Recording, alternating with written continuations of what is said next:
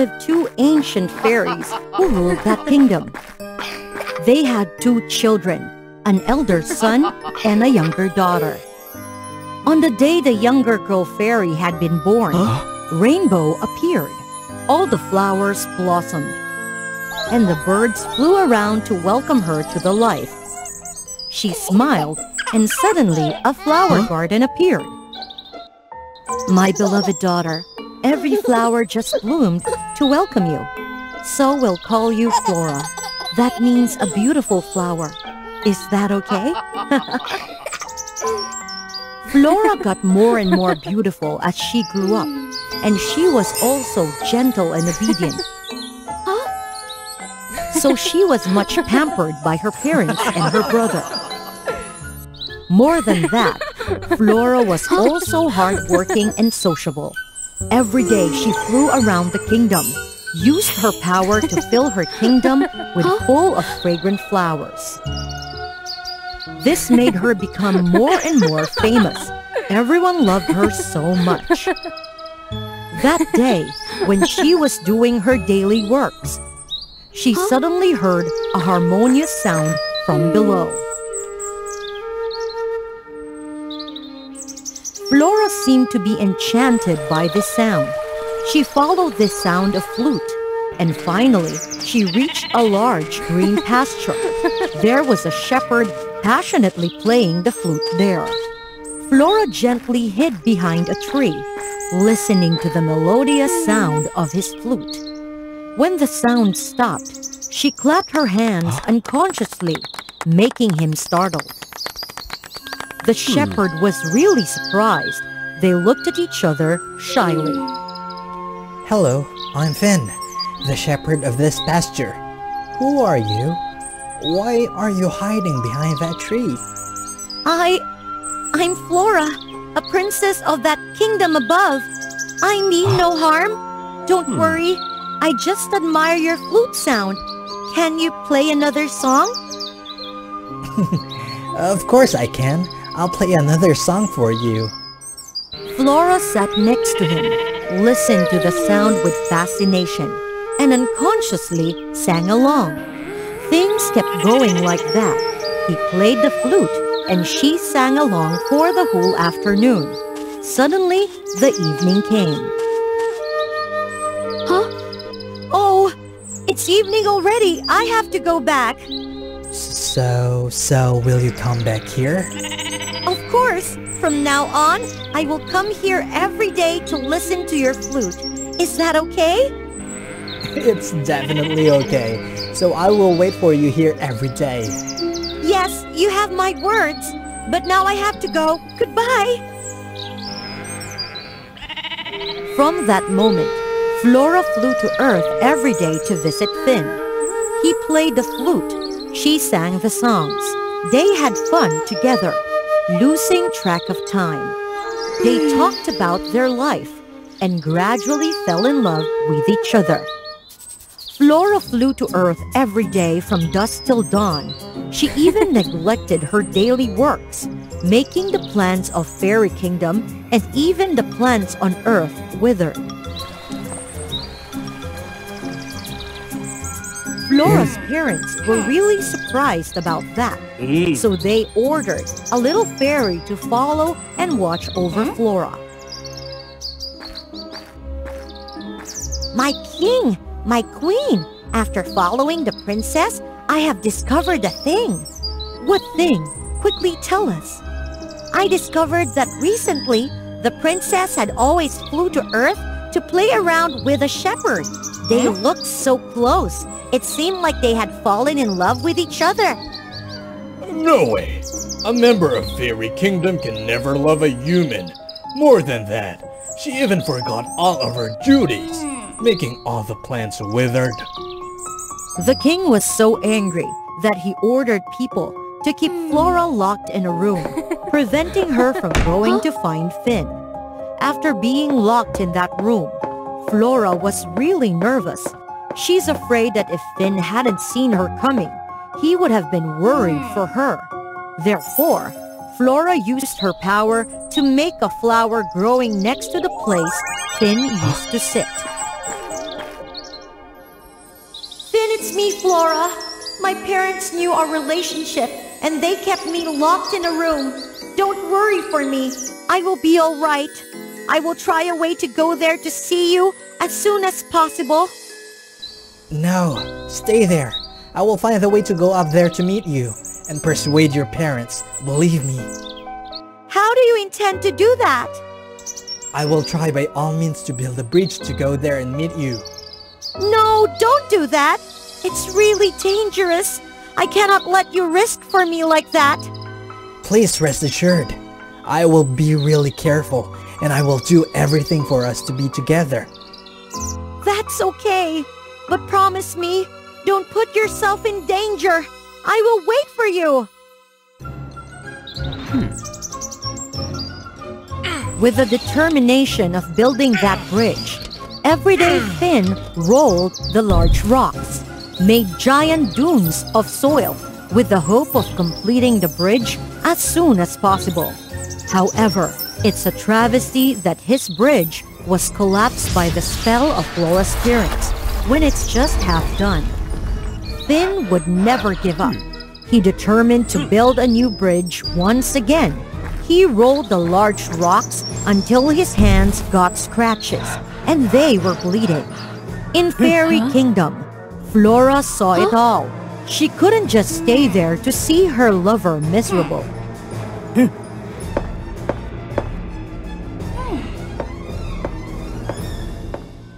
She hastily tied all the vines into a giant rope, snuck out of the room, and threw it to Finn. Finn grabbed the rope and quickly climbed up, but the rope was only made by thin vines, and it was torn apart when Finn just reached halfway. Seeing her lover in danger, Flora flew down to grab him, despite everything. However, Flora was only a fragile fairy. She was not able to pull them up. They got exhausted and gradually fell off the cliff. At that very moment, a flock of swan appeared. They all together connected into a bridge to support the couple. It turned out that their love had touched every creature. All the birds together also gave hand to help them. After being safe, Flora and Finn held each other's hand and went to the Fairy Kingdom. Flora's parents were really touched, but they still want to challenge Finn more. Your love for my daughter really touched me. However, I have one last challenge for you. If you can overcome this challenge, I will allow both of you to love each other. However, this challenge will be really difficult and painful. Will you accept it? Yes, of course. I will accept it by all costs. The king nodded and casted a spell to make a long path appear.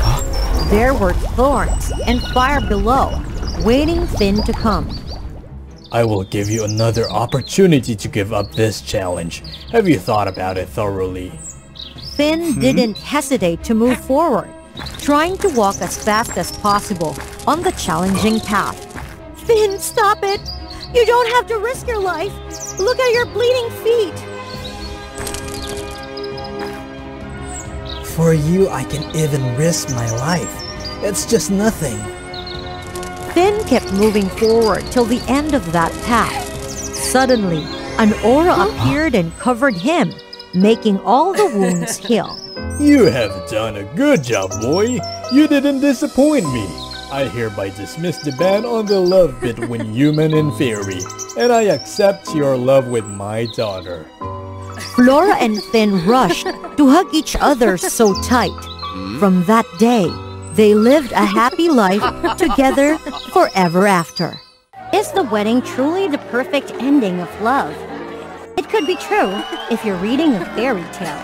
After going through many ups and downs, in the end, the princess and the prince will live happily ever after, and the curtain falls.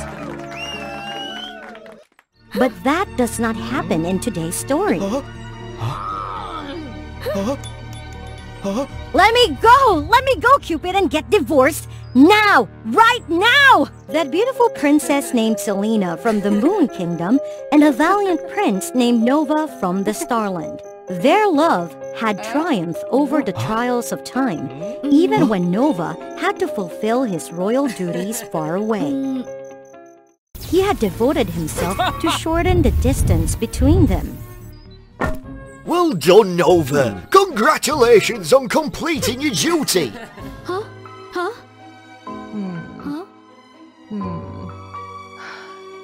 On the other hand, Selena was willing to give up the chance to become the heir of Skyland.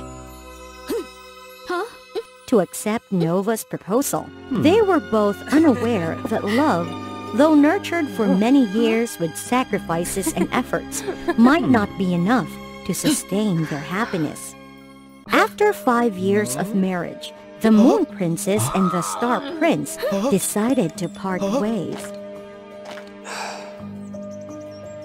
But why do we have to part ways?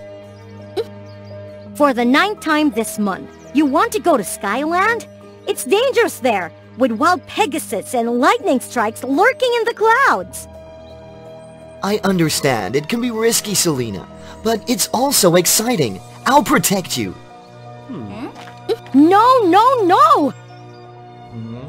I'm terrified of those dangerous journeys! It turned out that the timid princess only desired a peaceful life, while her husband longed for adventurous escapades across the vast sky. But Selena's fear overwhelmed her, and she couldn't step out of her comfort zone to share in Nova's excitement. Nova, set each other free! Lost in sorrow, the two didn't realize that danger was approaching.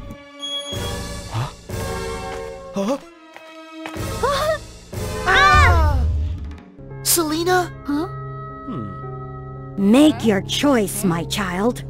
Unable to believe her eyes, Selena found herself thrust back 5 years into the past, to the day she decided not to come to Skyland and accept Nova's proposal. If given a second chance, she would.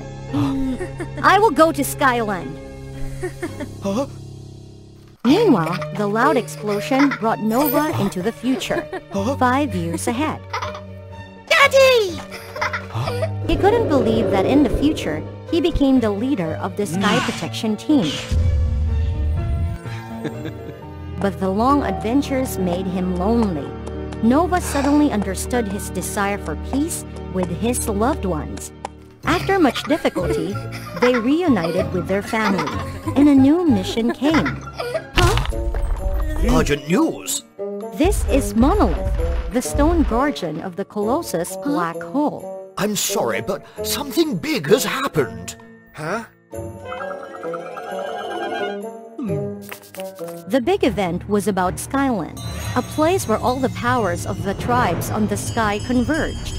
It was always threatened by the Colossus Black Hole. Monolith recalled that the last time the Black Hole wanted to swallow Skyland was 10 years ago, and a princess sacrificed herself, using her power to create a protective thread. These days, the thread was weakening, and Skyland was about to be swallowed by the Colossus Black Hole.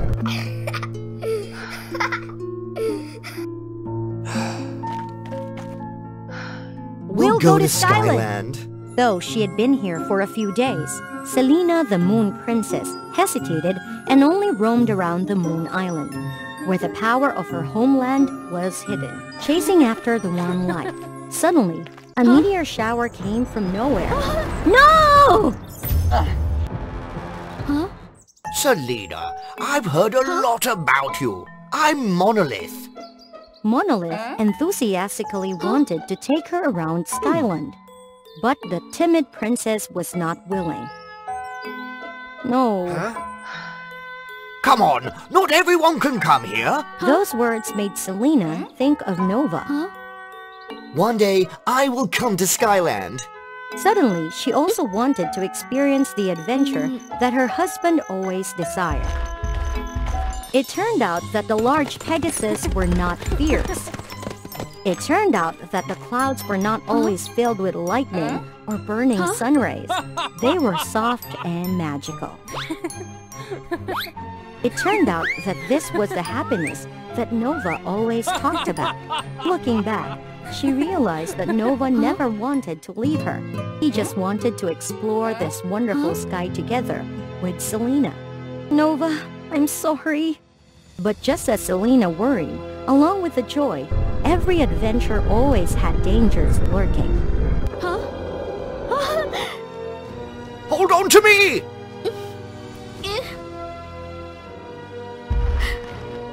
What's happening? The gravitational pull of the Colossus black hole is active again! It's a powerful black hole that can suck in everything around it, including Skyland. So what about the power of the tribes? We can't let Colossus wipe everything out.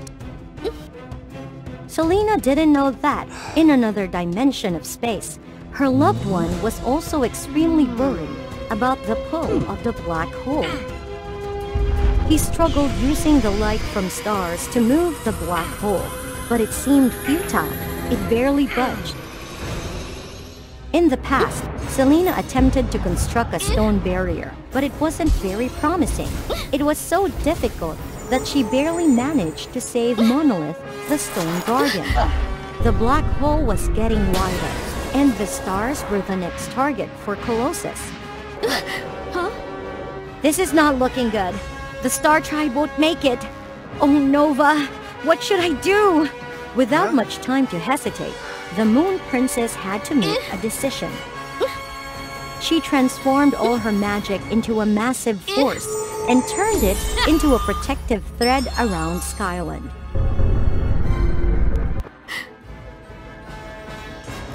Nova, I love you. Selena was exhausted and almost out of strength. Tell Nova I picked up this gemstone from Skyland to give to him. I'm sorry for everything. Finally, Skyland was peaceful again. But in the future, the Colossus black hole continued to release violent storms, like monsters ready to swallow everything. Its current prey was the power of the moon. This worried Nova greatly. Selena?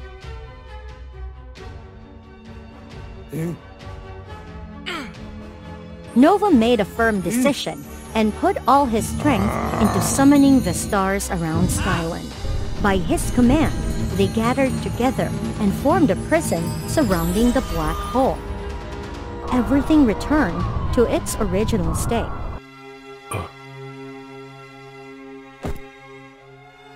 Bring this to my wife. Tell her I love her. I'm sorry. Thus, in the two dimensions of space, the Moon Princess and the Star Prince disappeared in the suffering of the Stone Man Monolith. What a wonderful love story! It turned out that Monolith had collaborated with Cupid. Cupid didn't want to witness the young couple parting in regret. So together, with the god of time Kronos, the dream god Morpheus, and the stone man Monolith, they created a perfect plan. Kronos brought Selena back to the past to try to set foot on the interesting places she missed. On the other hand, Morpheus wove a dream for Nova's soul to live in. The scenery was an illusion, but the thoughts and emotions were his. Selena? Nova woke up while Selena was still talking to the Supreme Goddess. I will reward you with a chance to be reborn. Stay here and take over Skyland. Are you hesitating? Aren't you always scared of the dangers that lurk outside? Stay here. This peaceful place will make you happy. From Cupid, Nova knew about his wife's meeting with the Supreme Goddess. What if Selena chooses to stay there? What if she doesn't need me anymore? Oh no, I'm so awful. Then you'll be free. Isn't that your dream? To be free to explore everywhere without worrying about your wife's demands. No, Monolith, my adventure would be so dull without her. No matter what Selena's choice was, he would pursue his love once again. Nova! You? The journey to the past had led her out of her comfort zone. More importantly, she realized, I've come to realize that there is no peace anywhere without you.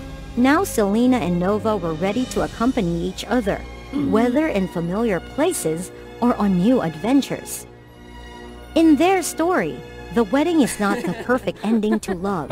Love is a journey, and two people will enjoy that journey together with understanding and sharing. Do you know that our world always exists parallel to the world of magical wizards? Each wizard, upon entering the academy, would be challenged by summoning a magical creature, the unicorn. Their status and magical abilities would correspond to this creature. Being admitted to the Unicorn Academy was undoubtedly the greatest honor in one's lifetime. However, apart from the purebred wizard families, only a few exceptional commoners had the privilege. In Ella's village, everyone believed that her talented older sister would be one of the rare few to study at the Unicorn Academy this year. Ella was no less skilled than other ordinary girls, even a bit more. But when compared to her sister, the difference was immense. Despite feeling self-pity, Ella never resented her sister. In fact, she admired and was proud of her. Sister, with your talent, you'll surely receive an invitation to the Unicorn Academy this year. If that's true, I'll send you many letters about the Academy. You promise, right? When the time comes, don't get so engrossed in studying that you forget about me.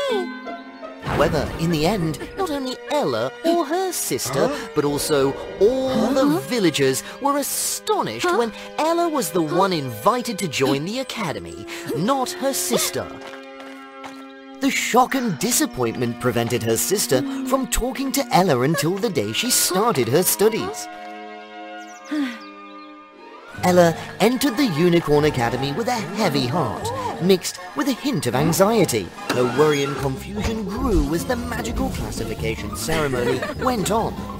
The elemental unicorns appeared one by one, filling the air with wondrous magic. Each student who successfully summoned a magical creature would have a corresponding horn appear on their head, reflecting their elemental affinity.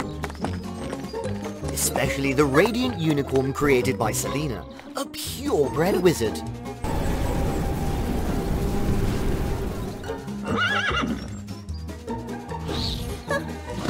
There was no doubt that this unicorn would be the highest ranked one at the ceremony today. Ella was the last to summon her creature, and she was anxious and frightened when nothing seemed to happen. People were tired after the long ceremony, and their patience was wearing thin. If nothing happened, Ella would have to pack her things and return to her previous life. She remembered hurtful comparisons people had made.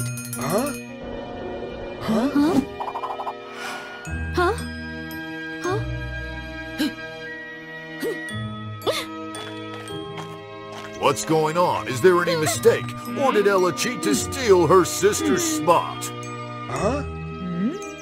I do have feelings, you know. Please, anything, just let the unicorn appear. Her plea seemed to be heard by the heavens. From the sky, an object plummeted down at a terrifying speed, causing a commotion in the ceremony. Oh my goodness! It's the rainbow unicorn? It's the unicorn with the most notable power. What? It doesn't even have the horn yet. Even Ella, she didn't grow an extra horn. It's because Ella's unicorn is injured. Everything will be fine in a couple of weeks. In the following days, Ella received a different kind of attention than usual. Even Celia, who didn't like Ella, put on a friendly face and invited Ella to join her group. There's a race this weekend. You and your unicorn, James, right? Join us. I'm sorry, but I have other plans. Indeed, Ella was hiding a dreadful secret. James, the unicorn she summoned, wasn't actually a unicorn. Listen, I know you're not the creature I summoned, but it's all done now. Can you please help me stay at the academy a little longer? Contrary to Ella's friendliness, James was uncooperative. Before the magic test, Ella led James outside, hoping to connect with him and gain his cooperation. However, James not only disobeyed,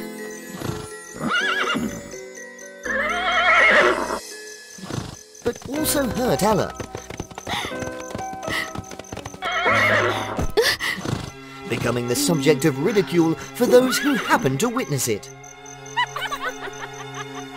James managed to escape Ella's control, crossing the Academy's boundaries and ending up in a room with aggressive unicorns.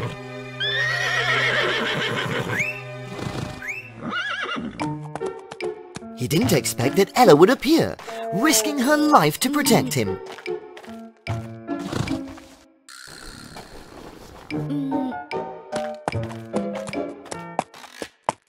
The wounds James inflicted were still visible on Ella, yet she cared for James with patience and tenderness.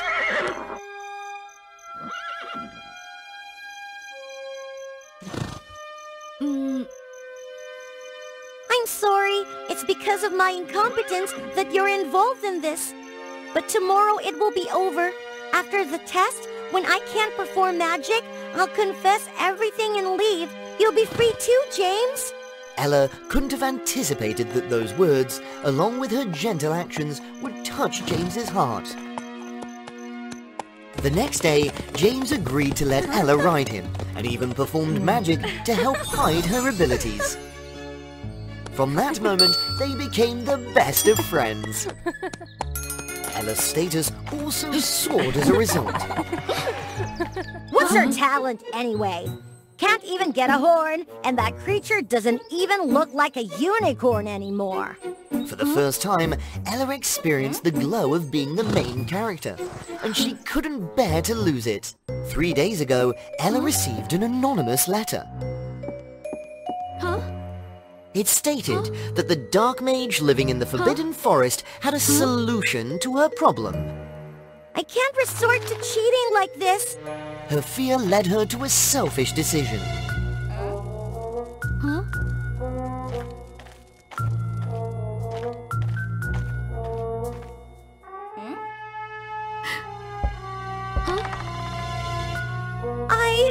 I want to have a unicorn horn. After following the instructions, a horn indeed appeared on James's head. However, after that, James was no longer the gentle creature he used to be. James? James? What's wrong with you?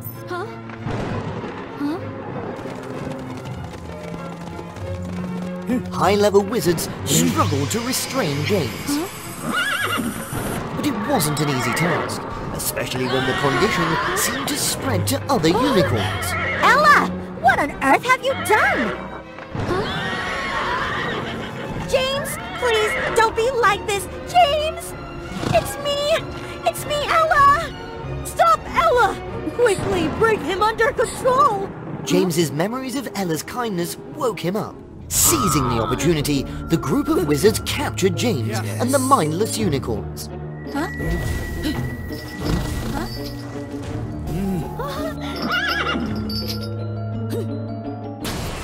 Allowing the magical tribunal to step in and take them away. Ella realized that one of the members of the tribunal was the one who tricked her into attaching the horn to James.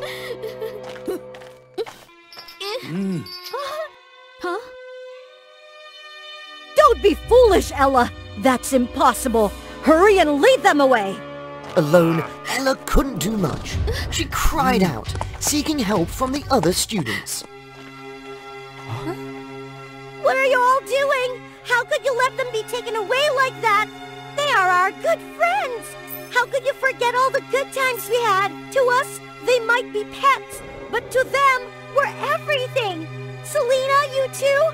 You don't care about your unicorn, Selena? I will never give up on James. Never! You are not alone. We'll help you! The students created chaos together, allowing Ella to break free and escape with James. Without hesitation, James took off with great speed, carrying Ella on his back. Ha! You can't escape! Fortunately, a catastrophe was averted as James and Ella found themselves cornered, with the Dark Wizard about to capture them. Running away. Why stop now? I'm sorry, James. It's all my fault. I've hurt you. I let my own interests blind me. You've always been my best friend, whether you're a unicorn or not. In their final moment, Ella decisively removed the horn that didn't belong to James, confirming her affirmation. Strangely enough, that action not only restored James's original appearance, but also sprouted a pair of large wings, lifting both of them into the air. It turned out that James wasn't a unicorn, but a Pegasus prince. During the battle against the forces of darkness, he had been wounded and lost his way to the Unicorn Academy. The wound caused by the darkness sealed his magic powers and memories temporarily.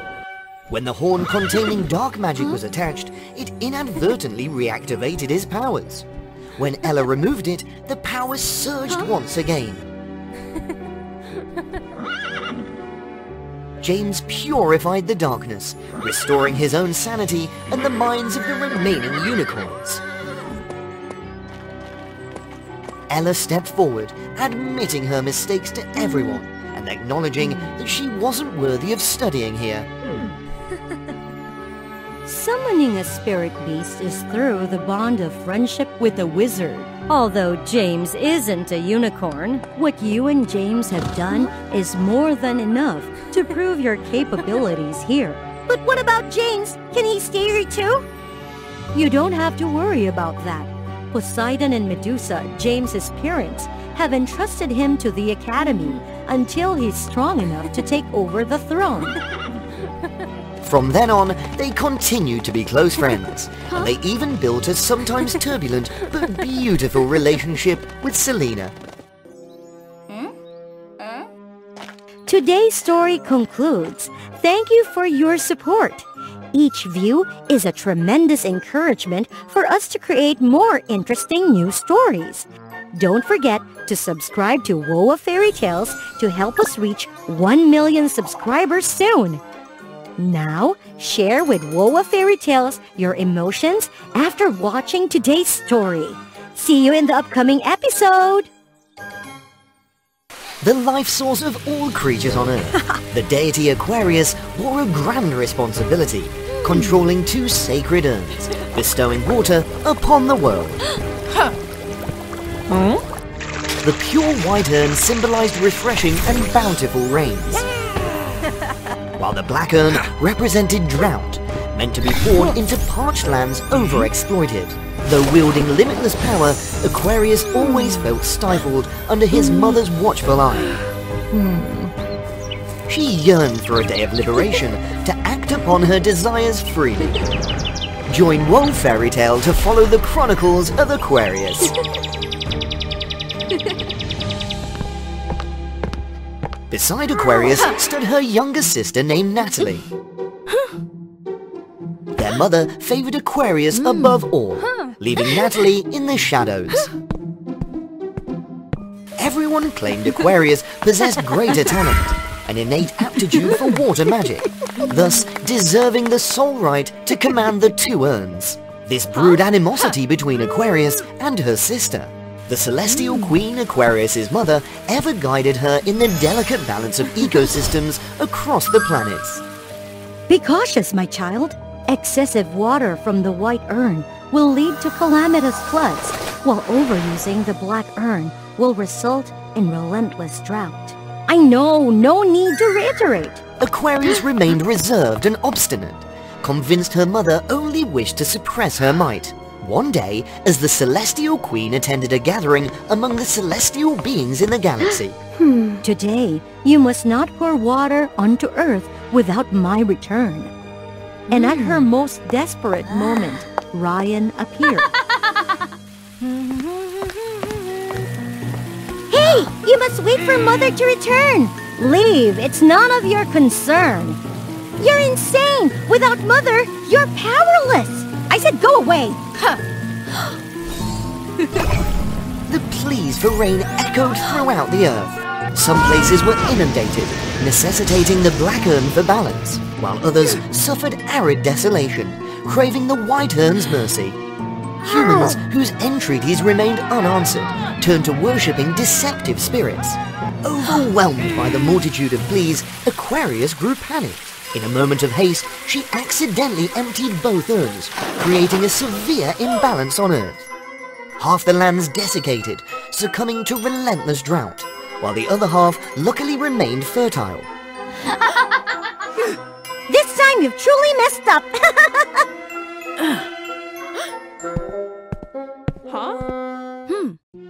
This is too much. You are truly irresponsible. Hand me the 2 urns. The Celestial Queen enchanted the 2 urns, rendering them unusable for Aquarius until she proved her worth once more. Aquarius lost all her powers and was banished in disgrace. Upon awakening, she found herself on Earth. However, when attempting to summon rain, Aquarius found her white urn utterly dry. How maddening! It's because my mother held back my powers, rather than letting me wield these urns freely. They forever rely on the gods. Once revered, Aquarius now languished as a forsaken entity, falling into a path of transgressions. She became the sovereign of the celestial realm in the fertile land. Considering themselves superior and viewing the people in the arid land as slaves. But Aquarius paid no heed. Daily, she reveled in never-ending night feasts, carefree and thoughtless. One day, everything had changed. Mom, I'm so hungry. Please, could you give me something to eat? Out of my way! Their eyes locked, and an illusion emerged.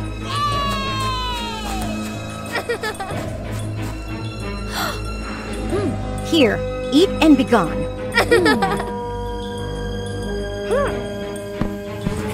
The next day, she encountered the same boy. Please help us. This boy is critically dehydrated. I led him to find water, but he collapsed midway, unconscious. For reasons unknown, Aquarius could not forsake the boy.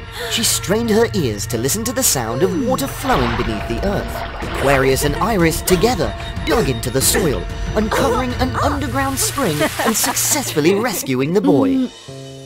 Subsequently, they led her to meet the afflicted people due to drought. Has it worsened to such an extent? Please help them too!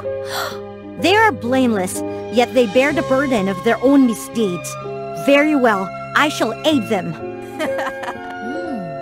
She investigated the link between the 2 desolate and fertile lands, realizing that creating an enormous canal could transfer water from the fertile to the arid. Aquarius, alongside Iris, rallied the villagers to collaborate. With each passing day, Aquarius grasped that happiness sprang from giving and diffusing love to others. After tireless exertions, Aquarius and the villagers succeeded in bringing water. However, all was obliterated in an instant. Ah! Change back, you monstrous thing!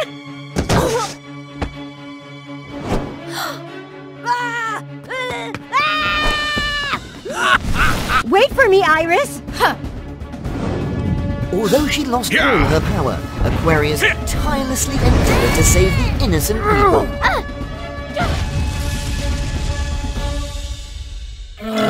Good boy. It was you all along. Did you release this monster? I remember now. At home, I saw you nurturing this creature. You even fed it. You're heartless. Hey, sister! When will you ever understand? Are you trying to harm these innocent people? Yes, you're the best, right?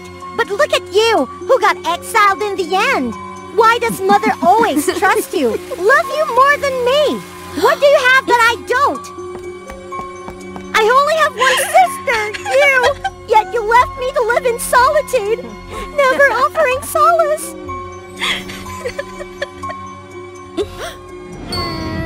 You're unworthy! I will replace you as the water bearer! Hand me the 2 urns now! Otherwise, my creature will annihilate everything!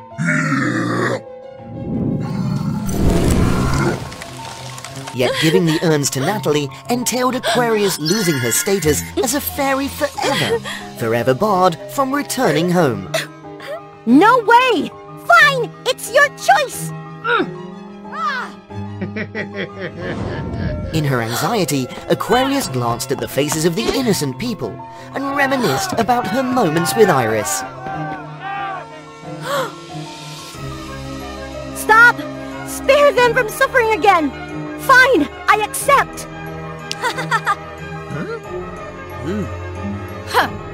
The moment Aquarius sacrificed and handed over the 2 enchanted urns to Natalie was the moment she proved her transformation. Balance was restored to her, and Aquarius regained her power to control water. Yes, you are the greatest! Why can't you ever understand, sister? Why are you still willing to harm these innocent people? I will never forgive you, Natalie. Fool! Even her own sister, Aquarius couldn't comprehend. That's enough. Both of you, go home now. Aquarius wanted to bid Iris farewell one last time, but she couldn't find her anywhere. Returning home, the Celestial Queen banished Natalie. The girl didn't bother explaining anything. Aquarius, my child, I have consulted with the gods in the galaxy, and it seems you are ready to become the official water bearer. Wow! Since then, Aquarius became a constellation in the universe and could live in the Zodiac region, actively performing her role as the water bearer of the world. People born under this constellation would possess wisdom, confidence, and strength. One day, while visiting Earth, Aquarius found Iris's lost necklace. When she wore it, she was shocked to find herself transformed into Iris. Now, everything became clear. Despite enduring countless injustices and favoritism, her sister had silently helped her all along. Even the monster wasn't released by Natalie, but had come to Earth by itself. All because of her sister's selfless giving, Aquarius found the greatest happiness. Perhaps it was time for her to apologize to her sister and make amends.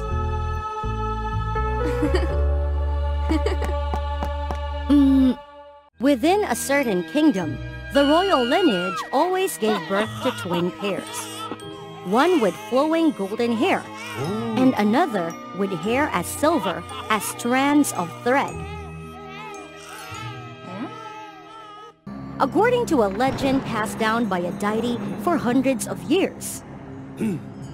Subscribe to the WOA Fairy Tales channel. Oops, wrong script! Oh, about the royal twin pair. Only the golden child was considered the rightful heir. The silver children, like Sylvie, were considered surplus.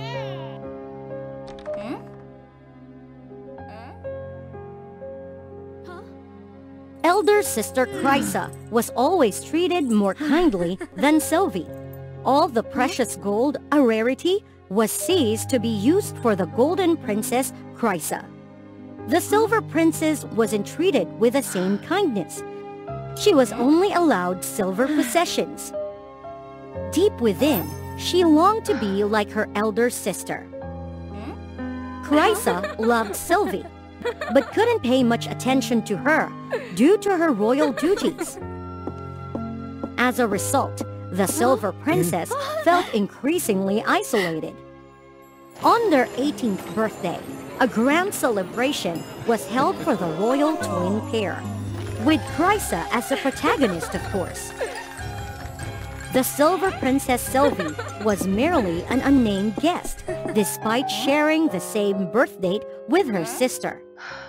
Feeling dejected and alone, Sylvie left the celebration unnoticed. She found herself in the black market area without realizing how she got there. What's that?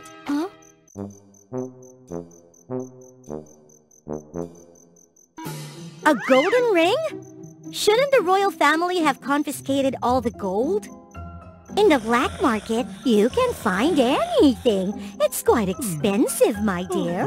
Sylvie emptied her pockets to buy the ring. She had long wished for a golden item.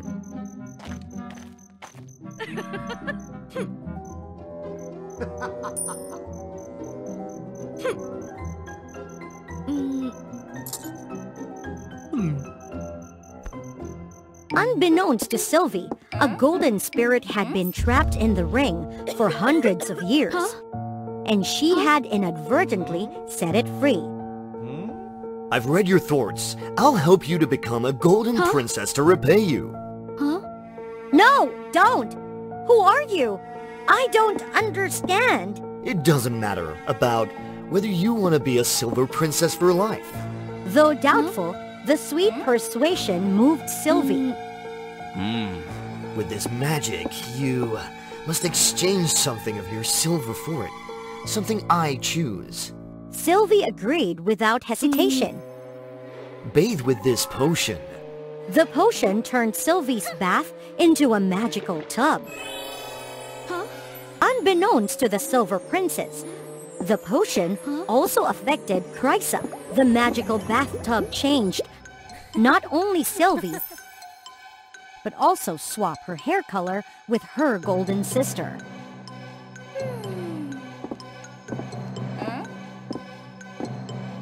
Wow! Ah! The entire kingdom was shaken by this unprecedented event.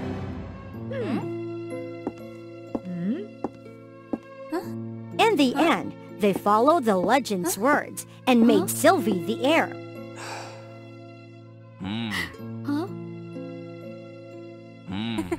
Thus, Sylvie became the golden princess she had always dreamed of.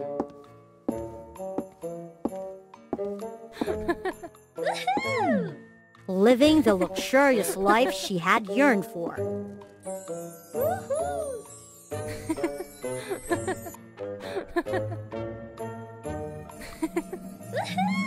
Sylvie had never been happier. Now, wherever she went, Sylvie drew everyone's attention. No one was indifferent as they were when she was the Silver Princess. She's so beautiful. Don't be too obvious. So, it's okay for you to be obvious, huh? But Sylvie was unaware of the heavy responsibilities a golden princess bore. Sylvie? To become an heir, Sylvie needed to learn many things, but she struggled to adapt quickly. Sylvie? Sylvie? And she was often scolded by the king. Sylvie! How can you become an heir like this? Do you know that your sister? What about my sister?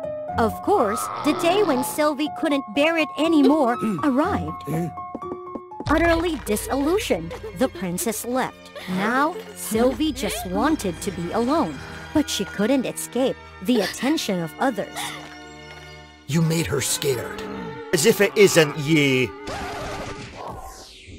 Lost in thought, she wandered back to her old room. only to be greatly surprised by the presence of her elder sister. Sylvie, is that you? In the past, Chrysa had been burdened by the responsibilities of an heir. Becoming a silver princess had granted Chrysa the freedom to do whatever she pleased without oversight. But being a silver princess is very lonely. No one befriends me. I'm like a ghost. Now I understand how lonely you feel, and I didn't pay attention. I'm sorry, Sylvie. No, I didn't know how much you struggled either. Congratulations, but now it's time to fulfill the debt. The golden spirit came to collect what Sylvie had agreed upon. And what I want in return is your silver sister. What? How is that possible? It's a deal. Something of your silver and of my choosing. No! She's my sister! I won't! Don't defy the contract! The angry spirit transformed into a golden creature and pursued the sisters to demand what was owed.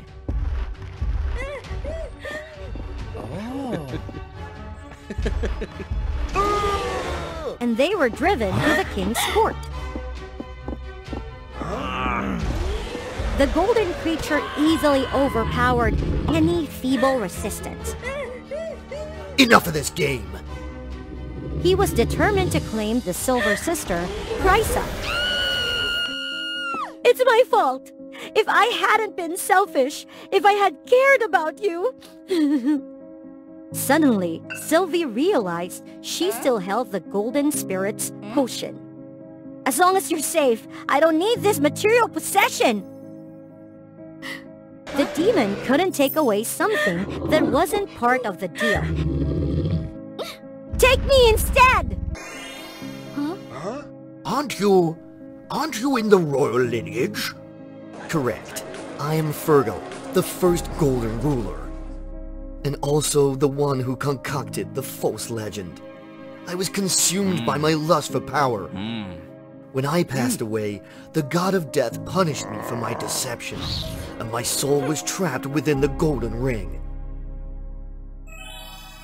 I can only be freed if a silver princess or prince touches the ring.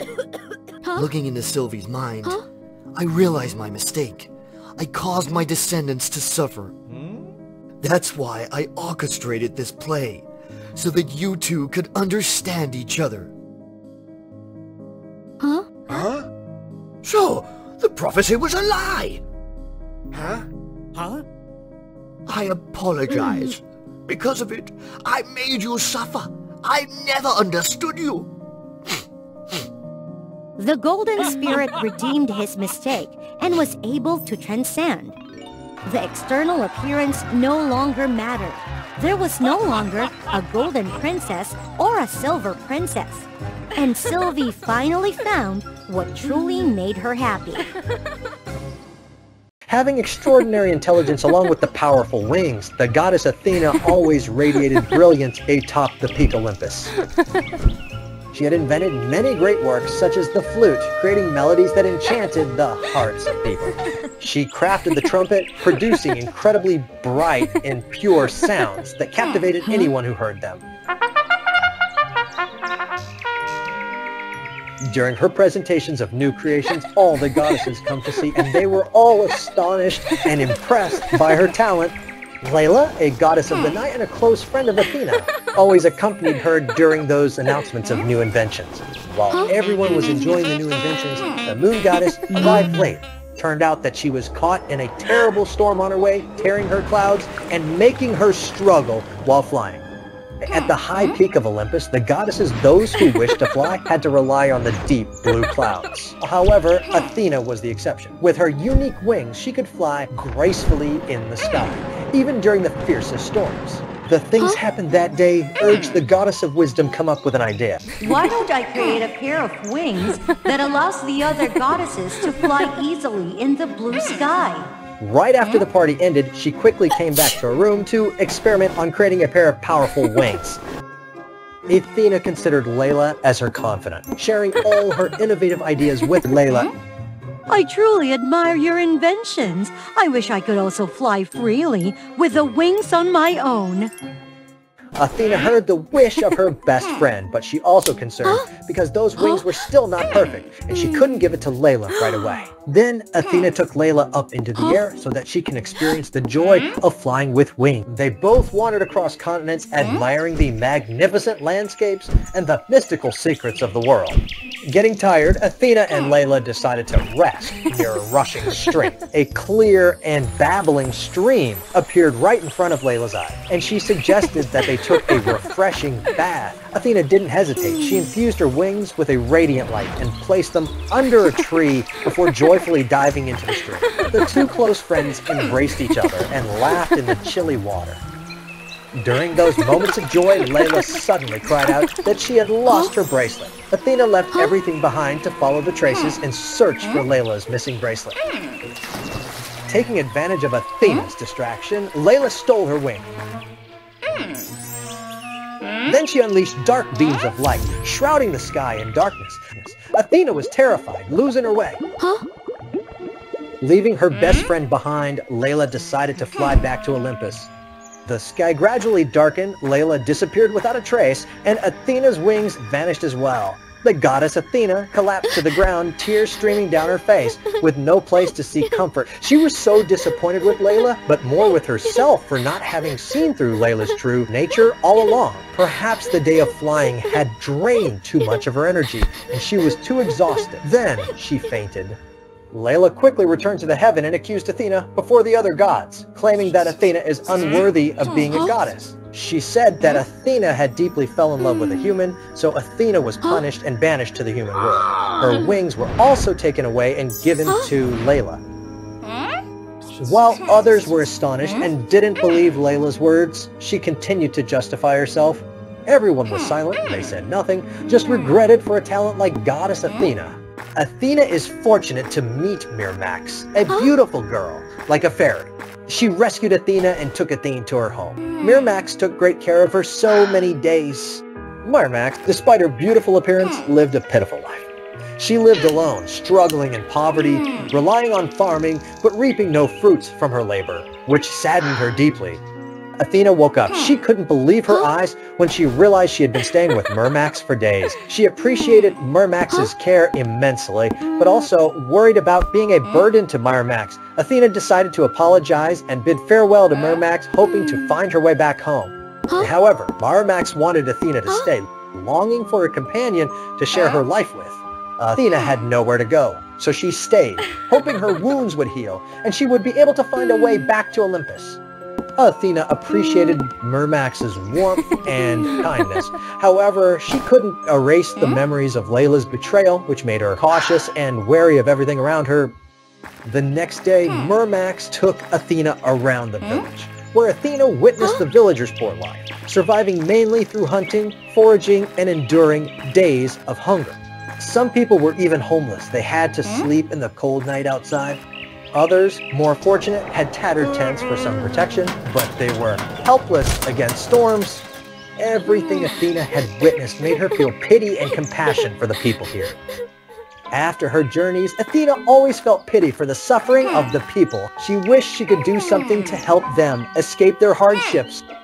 She started to put effort into creating flood-resistant houses, inventing plows to help the people in farming, and various other wonders to improve the quality of life here. Thanks to Athena, everything in the region improved significantly, and people were no longer impoverished or struggling for food. The villagers honored Athena, and wherever she went, they all praised her. About the goddess Layla, despite having the powerful wings, she didn't receive the admiration of everyone, which made her really angry. Layla often irrationally vented her anger on things, even damaging Athena's past inventions. Time passed by, and Athena really missed her home as she watched birds soar freely in the sky and butterflies danced in the breeze. She continuously searched for the secret to creating her dream wings. She always had a desire to meet her family again. She diligently worked on creating her wings, never wavering despite the many challenges. In her heart burned a fierce flame that refused to let her give up on her dream.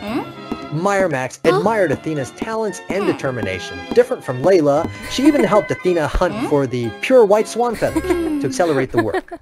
Athena wisely selected sturdy and flexible palm leaves to create a solid frame for her wings, allowing them to soar with the wind. But finally, the day Athena had longed for came.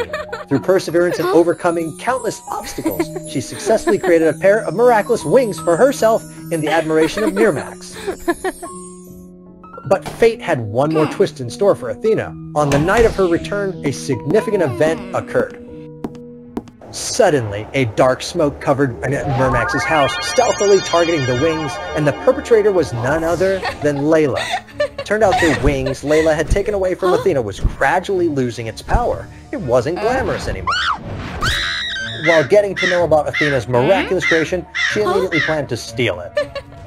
As Layla was about to carry out her plan for a second theft, Myrmax stopped her just in time. Myrmax adamantly refused to give Layla the wings, as the laws prohibit Layla from interfering with humans. So, she needs to use the sweet words to fool Myrmax. Myrmax, if you help me this time, in exchange, I will give you a wealthy and comfortable life, free from the toil of making a living on those barren lands. With a really good offer for herself, with her kind nature, whether Myrmax would agree, no one could expect that Myrmax had given the magical wings of Athena to the traitor Layla. You can use these miraculous wings to fly away. I don't need your wealth and treasures. Leave quickly. With the unbelievable action of Myrmax, Layla was so astonished. But because she had obtained the miraculous wings, Layla didn't pay much attention to it. Layla quickly put on the wings and arrogantly left with her stolen prize. You are all the ones I loved and want to protect the most. So why have you all betrayed me? It's Athena, as she was really furious. However, not as expected, Layla showed no signs of fear. Instead, she appeared cunning and shameless. Oh, Athena, my beautiful and talented friend, I never expected us to meet under these circumstances. I treated you well, but why did you do that? Because you're always the center of the universe, always being praised, while I'm neglected. I resent all the glory you received. Athena was appalled by Layla's nature, and in her heart, she held on to a glimmer of hope that Layla might not truly be this way. As for Myrmax, the reason she gave her wings to Layla was because she was terrified of being alone and couldn't bear losing her dear friend, Athena. Her loneliness had driven her to make this foolish decision. Well, Athena, you truly have an admirable confidant. Why don't you stay there forever with her? With no further words, Layla used the power of her wings to conjure a fierce storm and ascended into the sky. Strangely, her wings suddenly burst into flames and turned into dust, causing Layla to plummet to the ground. Oh, Lila, did you think I was still a fool as I once was? Everything had been part of Athena's careful plan, and it turned out she had hidden her wings meticulously. Layla's wings were just one of her flawed creations. Athena waved her hand gently, and the magical wings flew back to her, leaving Layla and Myrmax astonished. The high-ranking goddesses descended to witness Layla's misdeeds, and they were all disgusted by her actions. It was revealed that Athena had written letters to inform the other goddesses, detailing every aspect of the events. Layla, enraged and wanting to retaliate, found herself helpless as Athena and the other goddesses combined their magical powers, turning Layla into a tiny frog. With everything settled, Athena decided to return to the heavens to fulfill her duties as the goddess of wisdom. Myrmax, though ashamed of the events that had transpired, found solace in Athena's gratitude.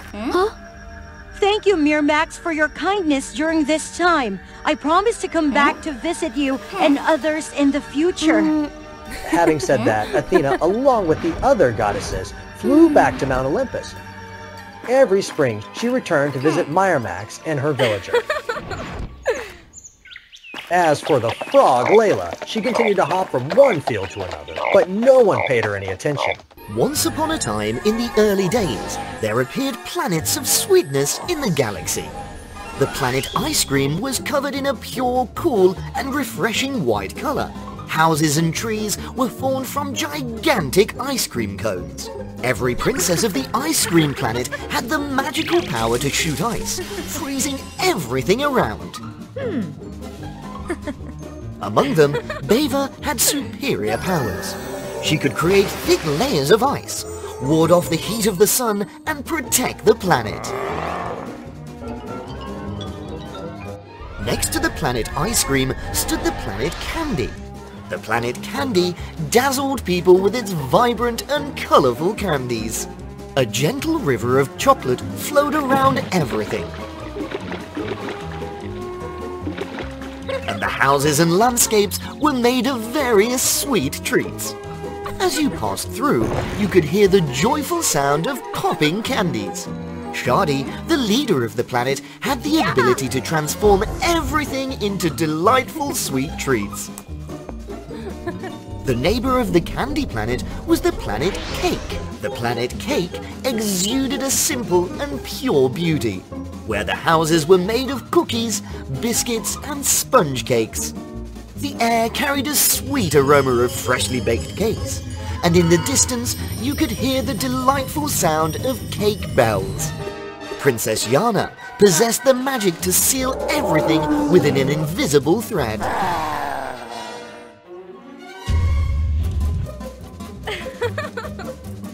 Lastly, there was the planet Pudding, radiating smoothness and gentleness.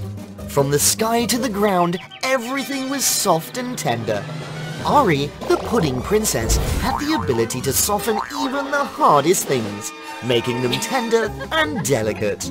However, these planets did not get along well with each other, which made it easier for evil forces to invade. The planet Candy was the first target of the ant tribe, who had poisonous legs that caused damage to all the sweets. Princess Shadi tried to use her powers to protect the planet, but failed to defeat them. Shadi decided to seek help from the other planets, but received cold rejections.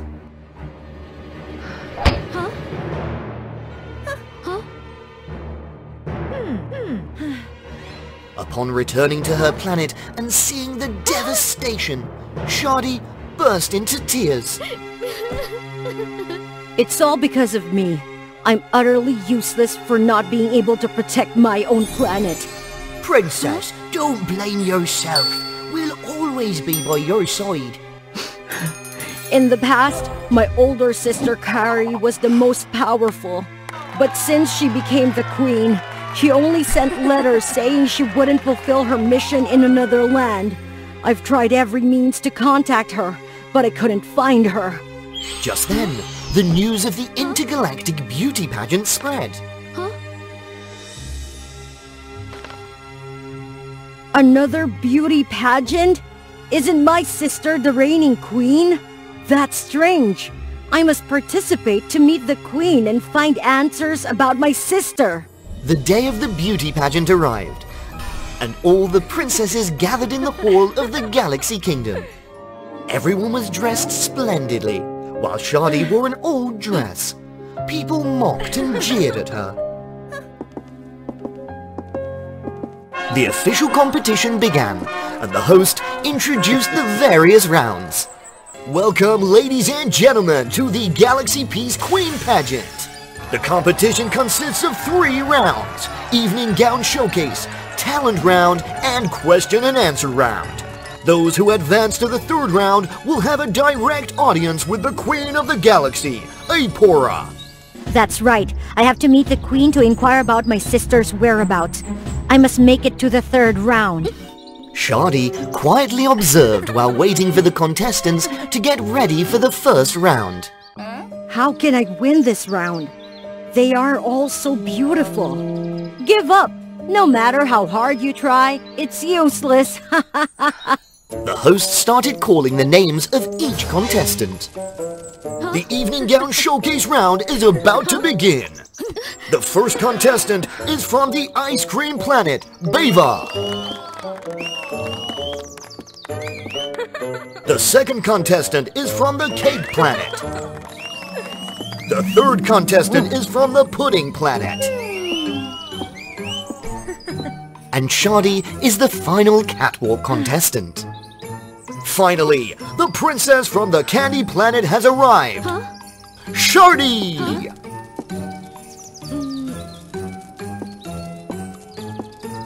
Her dress is so ugly. Does she have any other dress? Hers is older than mine. At the same time, the other contestants were returning to their positions. Sorry, I must make it to the next round. She quietly transformed candies to disrupt the performances of the other contestants without anyone noticing. The princesses sitting on the stage were shocked and cried out in pain. And of course, Shardy received the highest score in the first round. The second round is the talent round. Contestants, please prepare your most outstanding performances. First up, let's welcome contestant Beva. Beva stepped forward, but suddenly the lights went out. On the stage, there was only one spotlight shining on Beva, making her stand out. Her feet glided gracefully, as if she were wearing ice skates. Beva could even create ice from her hands. I'm sorry, Beva. As Beva approached the wings, unexpectedly, a candy stick pricked her foot. Feeling embarrassed, Beva gave up on her performance. And the next contestant, Yana! Yana began her performance. Strands of pasta gracefully flew through the air from her sleeves and twirled around Yana like a whirlwind. Jana, forgive me. Suddenly, a long candy bar flew towards Yana. Yana got confused and the strands of pasta entangled her like a mummy. Yana decided to give up on her performance.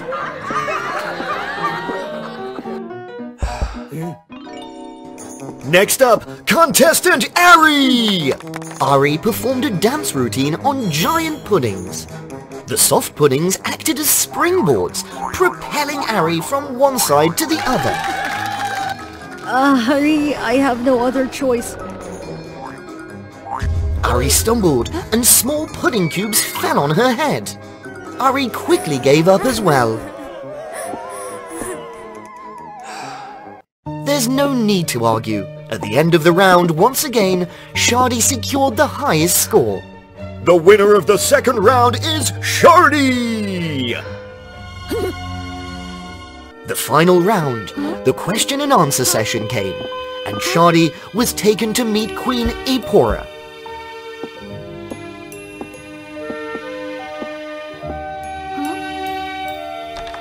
It was a special room where Shardy couldn't see the Queen's appearance.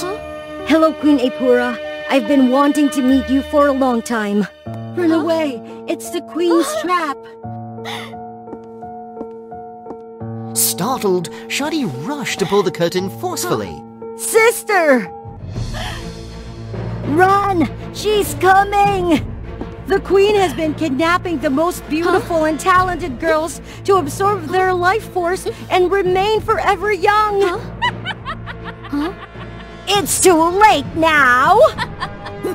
Ipora rushed forwards and cast a spell on Shardy, rendering her unable to move, her whole body frozen. Ah! You monster! You'll never be beautiful by carrying an evil heart! I will defeat you! Ha ha ha ha! How will you do that? Like this? After their failed performances, the princesses began to suspect something was wrong. They secretly followed Shardy to the Queen's room to find the truth. They listened to Shardy's story and Kari's revelation about the evil Queen Ipora. Shardy, you played dirty because you realized the contest had issues. Just like the mysterious disappearance of our sister, we will help you protect Carrie and fight against her. Your imitations don't talk too much!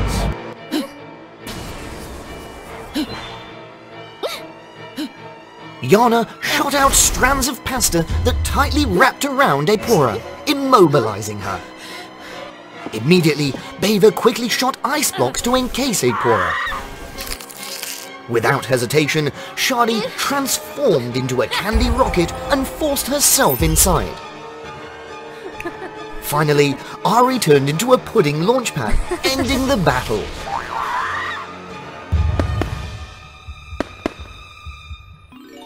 Shadi and the princesses brought Kari back to the Candy Planet. Together, they helped Kari regain her original appearance. Huh? People from different planets came to celebrate with the Candy Planet.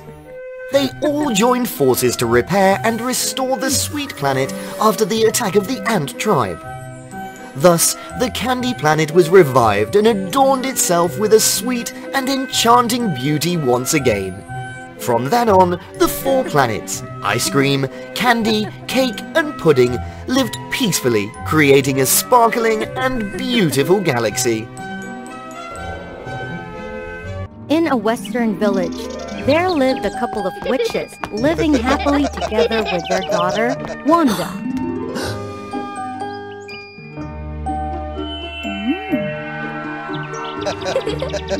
It was thought that the secret of their identity would be hidden forever.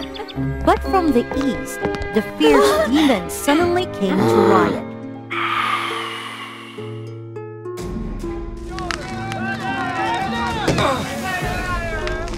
Seeing the urgent situation, Wanda's family was forced to use magic in front of the people. However, in order to protect everyone, Wanda's parents willingly accepted to use all their strength, trying to block the strongest magic attack from the Demon King's magic stone.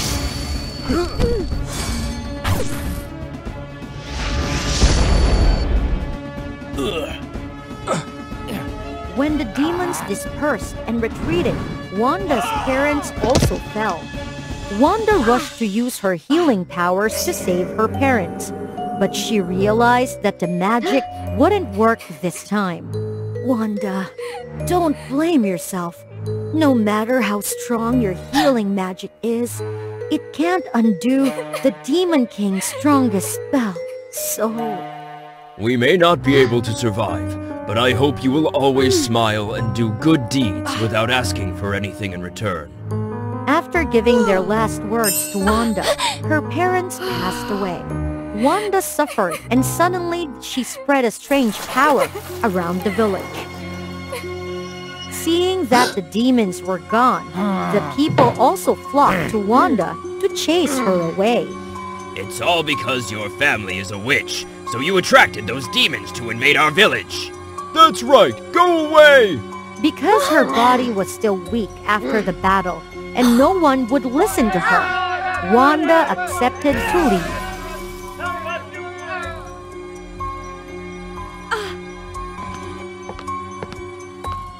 After a year, Wanda lived far away from the villagers and suffered a bad reputation, but she always silently helped them.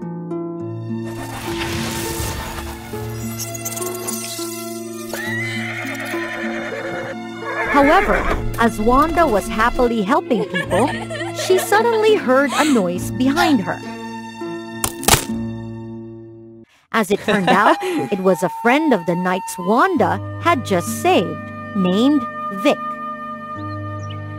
Returning a few hours ago, while his friends were dehydrated from fatigue,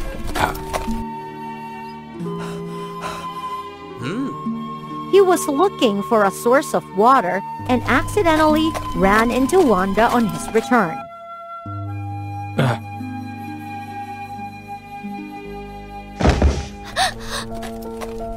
Sorry, but are you a witch? Oh no, he saw me saving them. If I let him know that I live by, the people will know and chase me away. have to hide first. Thinking about it, Wanda rushed to escape, but Vic also quickly chased after her. Of course, Vic's speed still couldn't match Wanda's, so he was gradually left behind and accidentally fell into a bottomless swamp. Oh no! Help me! Hearing the cry for help, Wanda couldn't leave them, so she went back to save the poor people.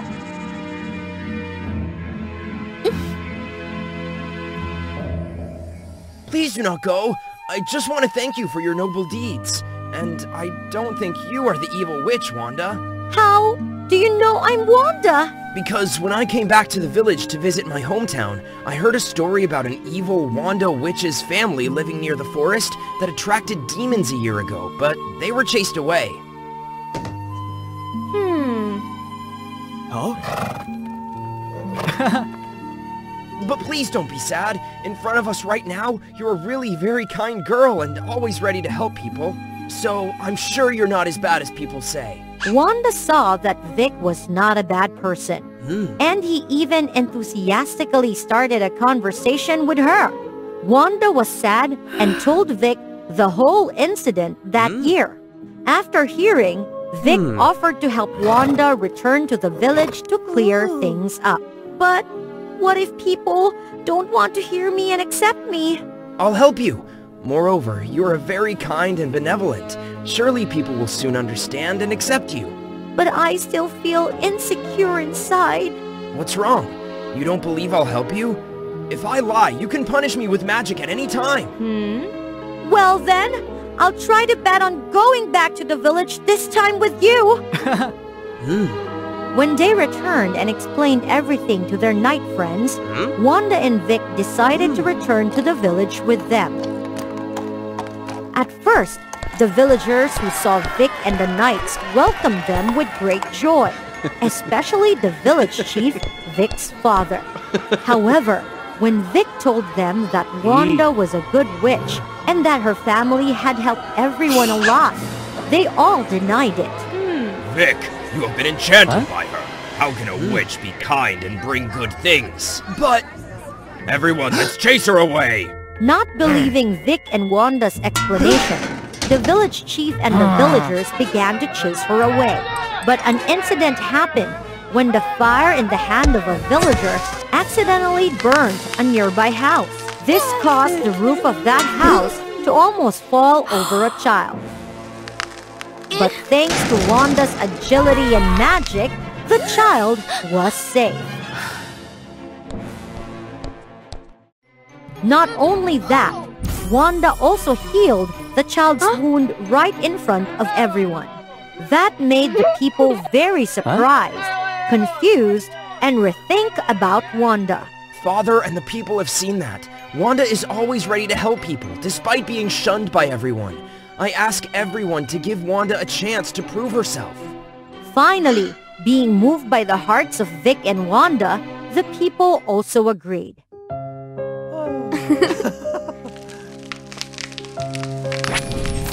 Since then, with Vic's help, Wanda had always tried to use magic to save the people. Gradually, Wanda gained the trust of everyone and grew feelings more and more with Vic.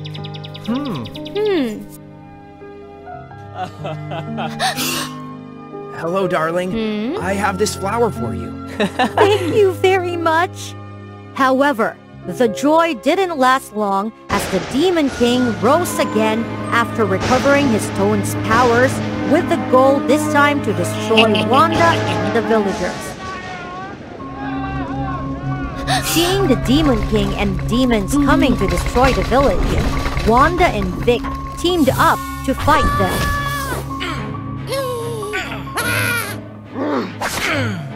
However, no matter how much Wanda tried to fight, her strength was still limited and she couldn't confront the Demon King directly. So in the end, she was defeated. In order not to want anyone to support Wanda anymore, the Demon King pushed Vic away. However, Vic realized that the stone in front of the Demon King's chest was the source of all his magic. Before letting the Demon King defeat Wanda, Vic tried to control him. You idiot! Get off me! Otherwise I will not spare your life. Even so, I won't give up and let you hurt my lover. Besides, I will personally eliminate you to save everyone. Saying that, Vic removed the stone of the Demon King's chest from his body, causing a great power to be released and detonated. Seeing Vic injured, Wanda rushed to him to heal the wound. But again, because the dark magic from the Demon King's stone was so strong, Wanda still couldn't save Vic, just like she couldn't save her parents before. Wanda, don't cry. I always want to see your happy smile in the morning. To be with you hand in hand to help people. And to greet my darling every day. Maybe those words are impossible now. But I still wish you to live happily with the people you love. No, Vic. We will say hello every day. Help everyone and live happily until the end of this life, as long as you stay with me. Wanda, I'm sorry. After burying Vic, Wanda was always in a sad mood despite being encouraged and helped by the people.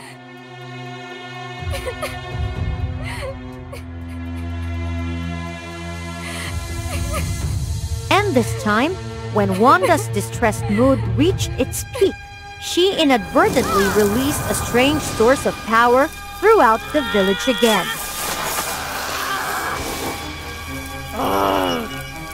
A light suddenly shone in Wanda's direction, and a familiar voice rang out. Hello, darling!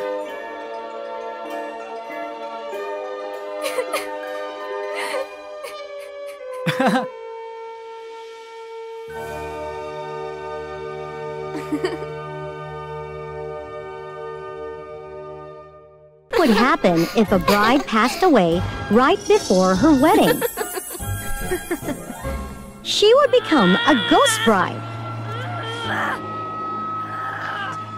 Let me go! I'm innocent! Bride Samara was kidnapped right before her wedding. Release me! Set me free! Who are you? While struggling with the kidnapper, Samara accidentally fell into a ravine and passed away. Huh? Descending to hell, Samara cried out for justice, but in vain. Death and the king of hell believed they were not at fault.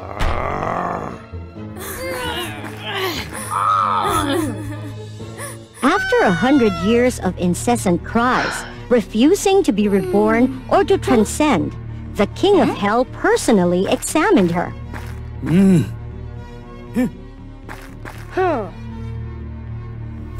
Subscribe to the WOA Fairy Tales channel so that we can reach 1 million.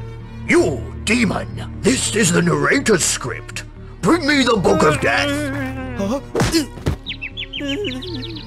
The king of hell had indeed made a mistake. Samara had departed earlier than scheduled in the Book of Death. However, he couldn't resurrect Samara. She had too many attachments, consumed by both hatred for the kidnapper and regret for not having a happy wedding.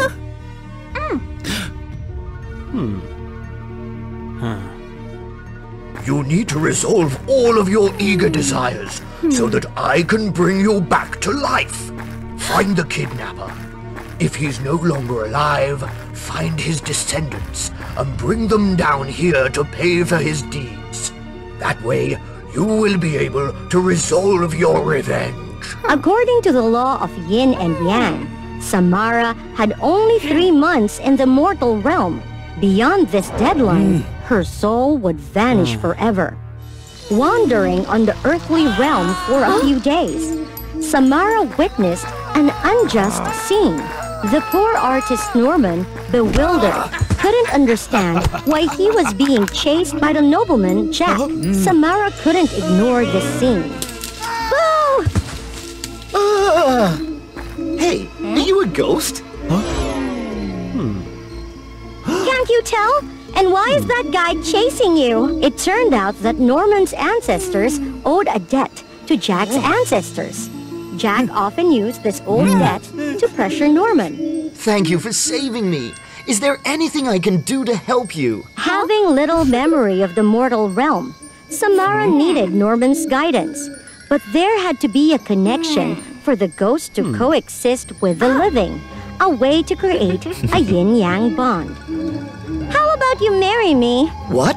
Of course, Norman couldn't agree to such a thing. And so many unfortunate events began to unfold from the moment he refused Samara.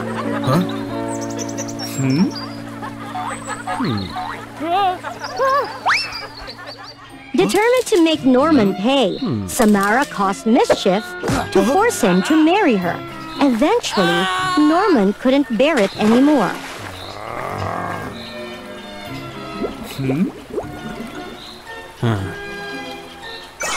What are you thinking now? Dealing with ghosts and demons was highly forbidden, and poor Norman had no choice but to have a ghost wedding with Samara. So, do you agree to marry the bride?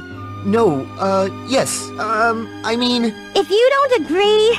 Yes, I agree. Norman's life changed from that moment on. Living with a ghostly wife was certainly not an easy task. What are you doing? There were many conflicts between the mortal youth and the 100-year-old ghost. How rude! How dare you! I'm over 100 years older than you! Who knows if ghosts even take baths?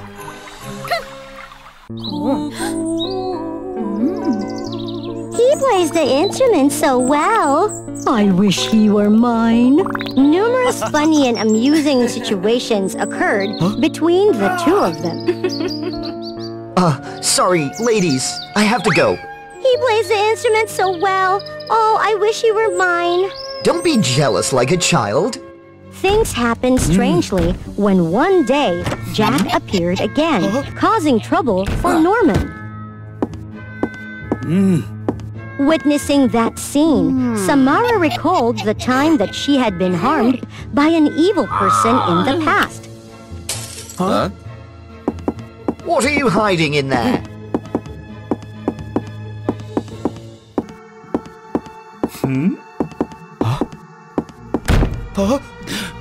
Open the door, or don't blame me for being wicked.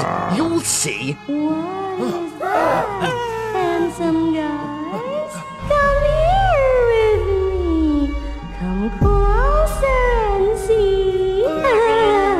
Don't leave me alone. Jack was terrified that he ran away. Moved by Samara's kindness, Norman started to make an effort to understand her more.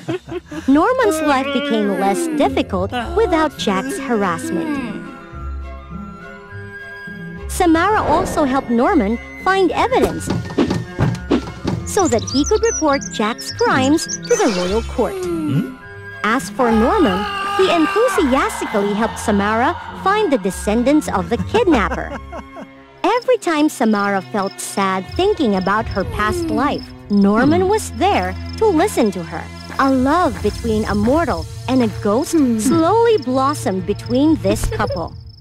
However, nearly 3 months of searching for the sword brought no results for them. Still nothing? As the sun rises, my time is also running out. I may have to leave forever. Isn't there any other way? Norman, there is something I have to tell you. What is it? No, forgive me. I just passed by unintentionally. Something familiar caught Samara's attention. He ran away. Let him go. What were you gonna say? Is that sword his? It's his family's sword. Last time, he was scared and ran away. So, he must have taken it out to use temporarily. That sword belongs to the one who kidnapped me! Oh, he is the descendant of the one who kidnapped me! I never expected that. Oh, thank you, Norman. I will return to you. Hey! Samara quickly pulled Jack's soul down to be judged by the King of Hell. But just as Samara was rejoicing, thinking about her resurrection. Not this person. What? It can't be! I'm certain! That sword belongs to the kidnapper! It's his family heirloom! Jack is his descendant! Jack is... This sword, it wasn't originally mine. Then who does it belong to?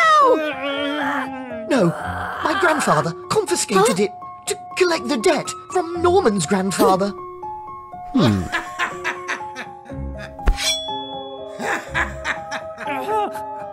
What? How is that possible? Norman! Ah, here he is! Right, that's him. He's the one. He's your ancestor. Norman is the one you must seek revenge on.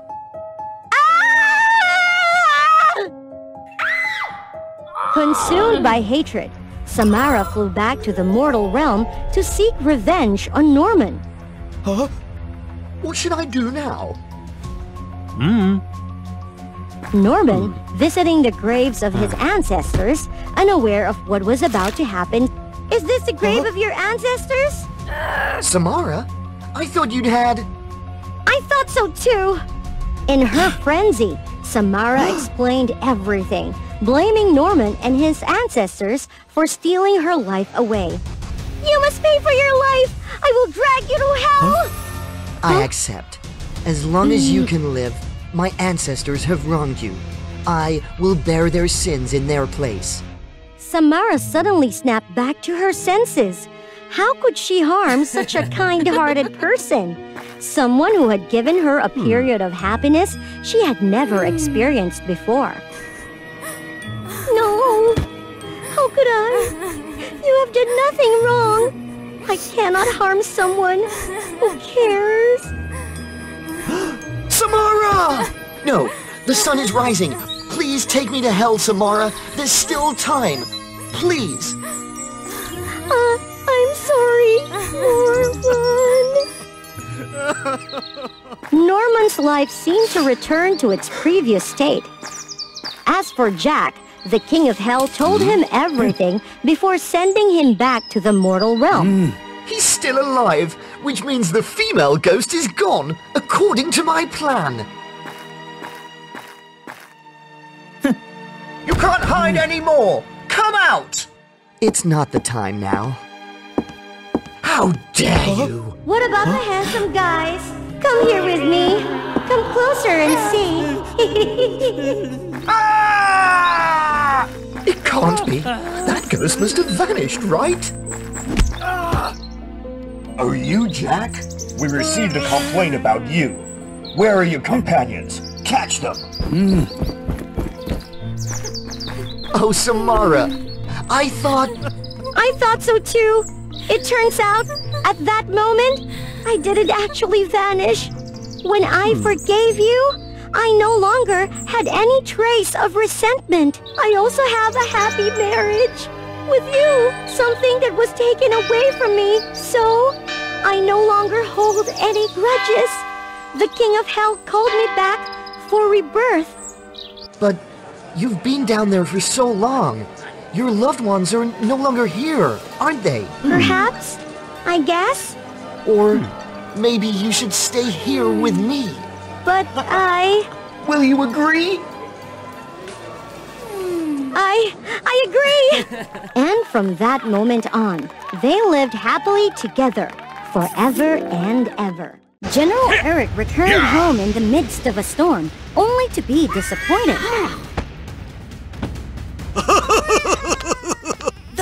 The baby is a girl. A warrior's lineage doesn't need a daughter. In Asgard, the land of the Norse gods, becoming a warrior was an honor, and men were highly regarded for it. One day, I must become a warrior like them. If you subscribe to WOA Fairy Tales channel, who knows, you might become like them. I'm not falling for that. Women in this land were coldly treated, like Valkyrie, who served the gods as a swan dancer, a job considered beneath warriors. Beautiful, but a bit weak. Only for women. Back at home, Valkyrie was always coldly treated, in stark contrast to her younger brother Edgar, a warrior in the Asgard army, who received their father's attention and rigorous training, although he wasn't particularly skilled. Get up!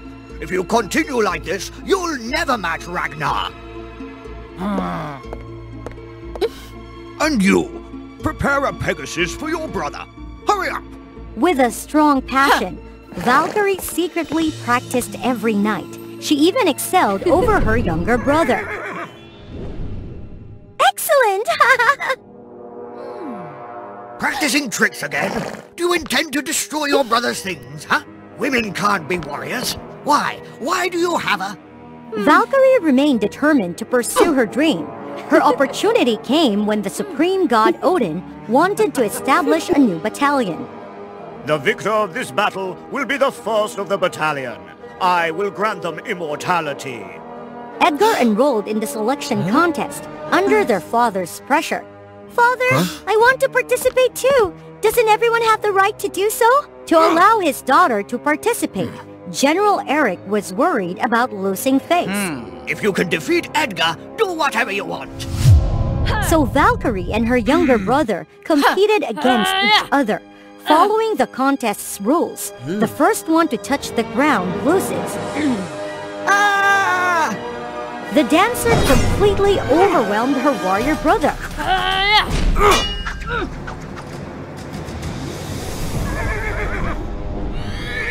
But just when she was about to launch her final attack, Edgar, defeat her! How can a fragile girl like that become a warrior? she got distracted, and Edgar only needed to save his strength to secure victory. I told you, so weak. Just accept it. However, Edgar wanted his sister to impersonate him in the competition. Father forced me into the army. I don't have the qualities. I just want a normal life. You lost because you were distracted. You're better than me. Every night, I saw you training. If you win, everyone will acknowledge you. You're strong. I'm sure you can do it. Huh? All right, I agree. Hide here! You're safe with my friends! Put on this helmet, and no one will know who I am! Valkyrie easily disguised herself as Edgar, as he wasn't very tall. Ragnar, who often bullied Edgar, took notice of her. So, you dare to compete, Edgar? Her helmet fell off, revealing her true identity as the swan dancer. Oh my god, look at this. General Eric's family is out of men, so they had to send their daughter.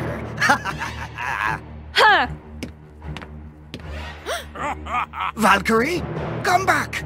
Come back immediately! How dare you! No, I absolutely won't! Dear Lord Odin, is there any rule that forbids women from participating in this contest? Indeed, you are allowed to participate if you have a Pegasus and armor.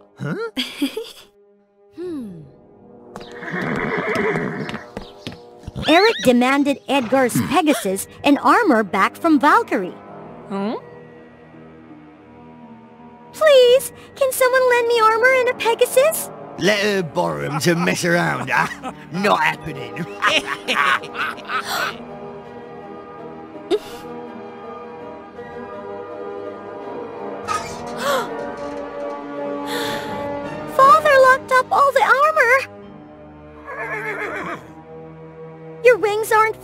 healed yet. How can you fly?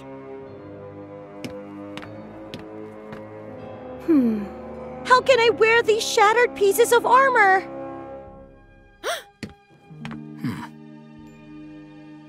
With no other choice, Valkyrie had to bring her father to where Edgar was hiding.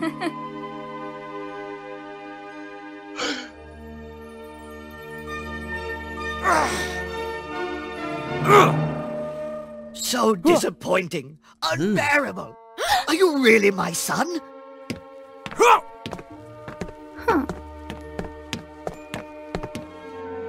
In the end, I couldn't do anything. Do I have to do things I don't like for the rest of my life? Looking at her swan dress, the dancer suddenly had a crazy idea. In the arena, Ragnar had defeated many opponents, including Edgar. What's this? Why are you all so weak? Not a shred of masculinity. Who's next? Is there anyone brave enough to challenge me? If no one dared to challenge, Ragnar would be the victor. So the winner is... I challenge you! What's this? Isn't this a stage for you, dancer? Valkyrie used her swan dress to create a new set of armor and heal her Pegasus. I beg you, come back! Don't embarrass me like this! Is there anyone else brave enough to challenge me besides this dancer? Get down! He's really strong! You won't stand a chance! I'm at a complete disadvantage here! You're strong! I'm sure you can do it! Valkyrie, Swan Dancer, daughter of Eric, I challenge you! Approved! The battle begins! Yes, ladies and gentlemen, on the other side of the arena is the most feminine warrior in the history of Asgard. Ragnar couldn't believe that the feminine warrior immediately overwhelmed him. Too fast? How? Since when? That's right, a woman, a little girl. And she's wearing that lightweight swan outfit. That's why she's so incredibly fast. Ragnar's overconfidence in the dancer nearly cost him dearly. Many times, Valkyrie could have defeated him if not for a stroke of luck. Alright, not just anyone can do this. Thanks to her agility, Valkyrie easily dodged the bulky warrior's attacks. Where is she? Where did she go? The battle raged on, stunning the audience with its intensity. Impossible! Is that Valkyrie? Nevertheless, she couldn't dodge forever. Surrender! Your arms can't wield a spear anymore! Valkyrie! Valkyrie! Valkyrie! Valkyrie! The brave ballet dancer boldly charged at Ragnar, dropping her spear to everyone's surprise. Soaring up like a swan, she pulled her opponent down. Valkyrie was supposed to be the one falling. Is that a bird? Is that a Pegasus? It's Valkyrie! My daughter Valkyrie! Valkyrie utilized the flying capabilities of her swan dress.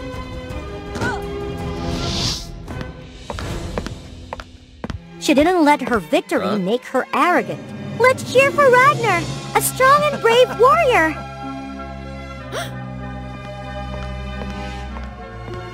Valkyrie had changed the perception of women.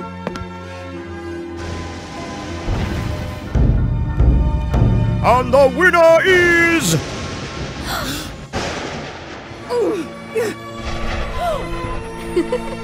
Valkyrie. She was granted immortality and became the first leader of this battalion. She became a protector, searching for the bravest warriors. A trainer.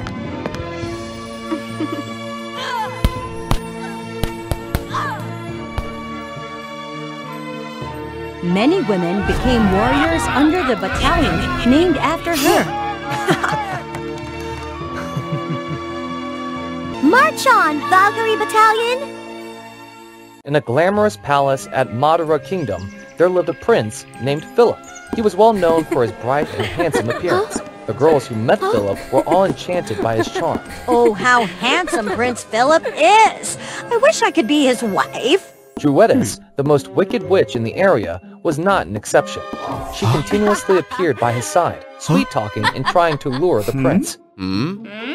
If you agree to be my husband, I will grant you ultimate power that no one can match. Stay away from me. Don't waste your time. I have no feelings for you. After being rejected, the witch was extremely angry, but she couldn't harm the prince because she truly loved his handsome face. Near the palace, there lived a girl named Louise. She was the most beautiful girl in the village. Everyone had to be in awe of her beauty. Her husband was Adam, but he was chronically ill, which made Louise's life filled with worry and anxiety. She found all the possible ways to cure him, but Adam's illness got worse and worse. He was gradually weaker. In the most desperate moment, not knowing how to save Adam, the witch Druidess appeared and gave her a deal.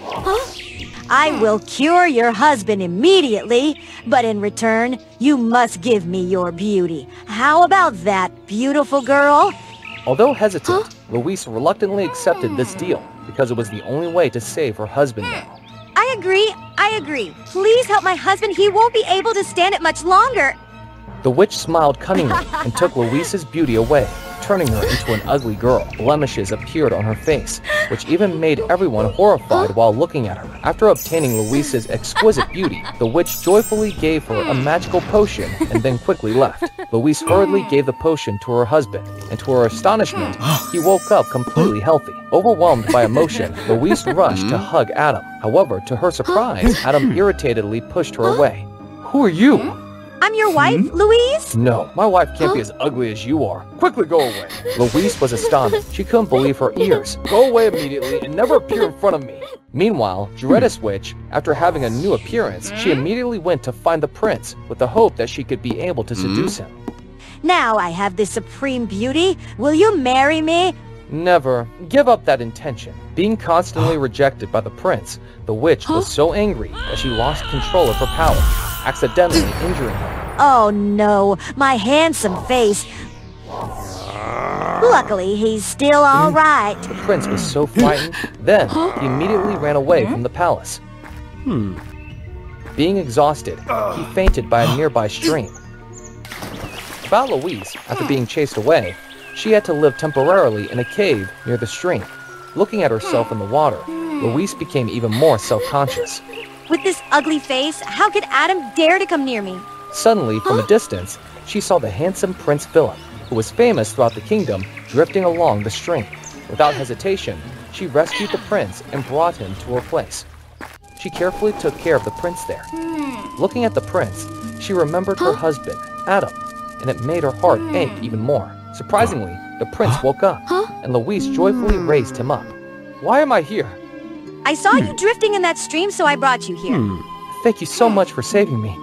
You are truly a kind-hearted girl.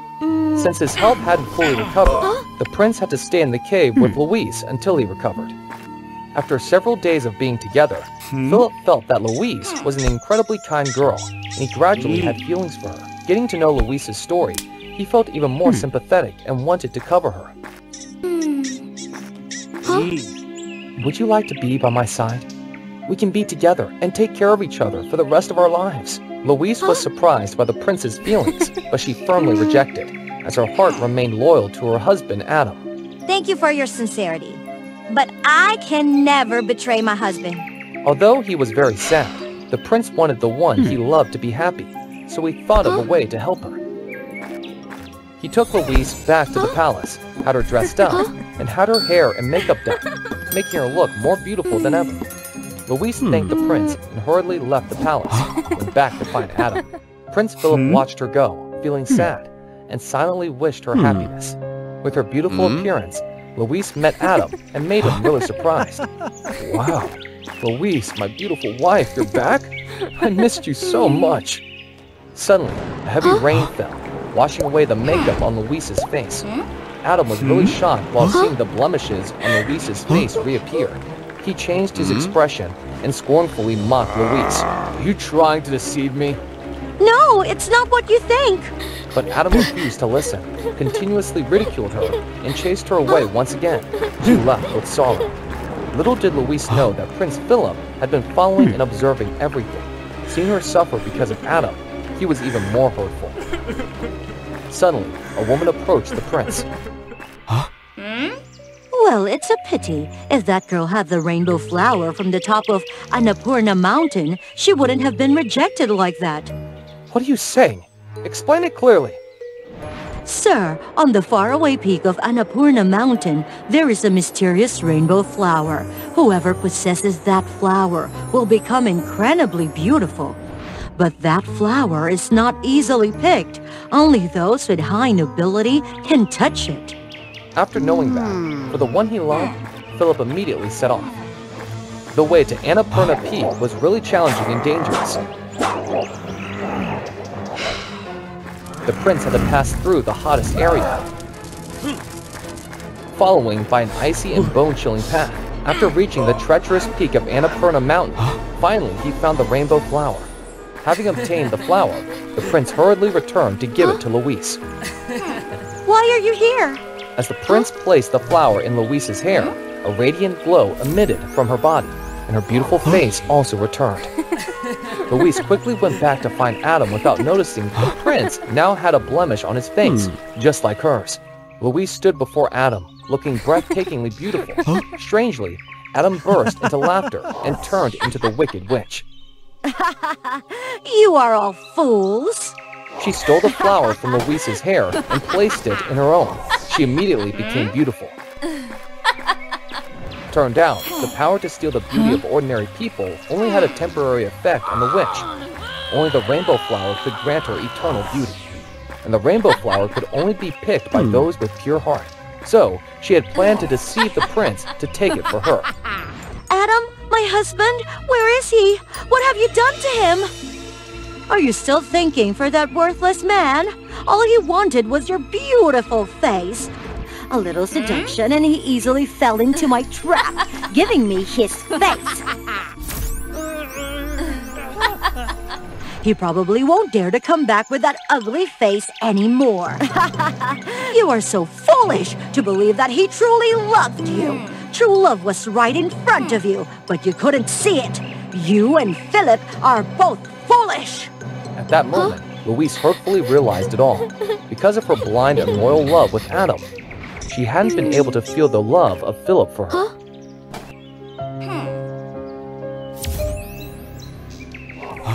Then, the Malice Witch used all of her hatred and magic power to finish Louise.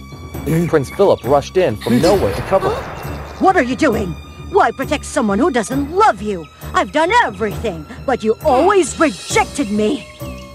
A dangerous and cunning person like you will never deserve love. No matter how beautiful your face may become, you're still a wicked person who makes others feel dreadful. All right, then you two can love each other in hell. Then she cast a spell to finish them. However, the rainbow flower was suddenly darkened. It turned out that the flower contained a magic that only worked on those of pure heart. For those with evil intentions, it had the opposite effect. Under the power of the flower, the Wicked Witch completely vanished into dust, to the astonishment of Louise and Philip. In the end, Louise was deeply moved by Philip's sincere love. Once again, Philip proposed to Louise, kneeling down to ask for her hand. I'm no longer the handsome prince, but I still love you with all my heart. Will you be with me for the rest of our lives? Yes, I agree. Sorry and thank you for everything. Once upon a time, there was a kingdom of playing cards ruled by the very loving Queen of Hearts, who cared deeply for her subjects. Her duties were always as challenging as a mountain, leaving her with hardly any time to rest. Alongside her were two trusted aides, the Duke of Diamonds and the Knight of Clubs. Additionally, the Queen had a younger sister, the Princess of Spades. However, Spades did not particularly like her elder sister. She believed that she, not Queen Heart, should be on the throne. Many years ago, Spades was thought to become the queen due to her intelligence and wit. However, things didn't turn out as simple as Spades had imagined. Are you okay? How did you stumble like that? My leg hurts a lot. Perhaps it's because you forgot the lucky golden ball. That's why you encountered this misfortune. You must go back and retrieve it. Let a servant fetch it. With injured feet, you won't make it back in time for the ceremony. No, I don't want anyone other than us touching it. Unable to see her sister sad, Spades decided to return and get the ball for Heart. Despite searching every room, Spades couldn't find the golden ball. When she gave up and rushed to the ceremony, it had already ended. Spades, arriving late, made everyone feel neglected, and they decided to crown Queen Heart. I was late because I went back to the room to get the golden ball for Heart. So, where is the golden ball? I didn't find it. Heart, please explain to everyone. At this moment, Spades saw the golden ball in her sister's possession and realized her sister's plan. Disrespecting others and lying is not worthy of becoming the queen of the card kingdom. From then on, Spades harbored great resentment toward her sister and sought the right moment for revenge. After many days of searching, Spades finally found a way to make her sister disappear. An ancient labyrinth where the ferocious Minotaur was confined. On Heart's birthday, Spades sent a letter expressing a desire to reconcile and meet at the labyrinth. Overjoyed, Heart immediately ran to find her sister. Spades had prepared by leaving the labyrinth gate open, waiting for her sister to enter. Spades claimed that behind the main gate was a gift she had prepared for her sister as a gesture of reconciliation. Queen Heart, trusting without a hint of suspicion, proceeded into the room. As soon as the opportunity presented itself, Spades swiftly closed the door. Enjoy your gift, dear sister. I'll take over your throne as the queen. The disappearance of Queen Heart caused great concern among the people. Without a queen to handle affairs, the kingdom will fall into chaos. I can replace her, although I'm not free, but if you wish to have someone as queen, I am more than willing. But, Your Highness Spades, I fear that this is impossible. Have you forgotten? If not for that incident, the throne was meant for me. I'll only temporarily replace Queen Heart in her absence. In that case, please assist until we find Queen Heart. You'll never find my sister again. Finally, I can take back what was mine. However, after only a few days, Spades' dream shattered as the life of a queen was not as easy as she had thought. She had to work continuously with hardly any time to rest. I won't do it anymore! You must, Princess. If you don't handle these matters, the kingdom will be at risk of collapsing. Who knew a peaceful kingdom could have so many issues like that? Because all issues were resolved by Queen Heart. The kingdom could enjoy such peace. I'll find Queen Heart for you, is that okay? Just wanted to be a queen, Spades had no intention of letting the kingdom of cards fall into ruin. Thus, she decided to return to the labyrinth to find Queen Heart.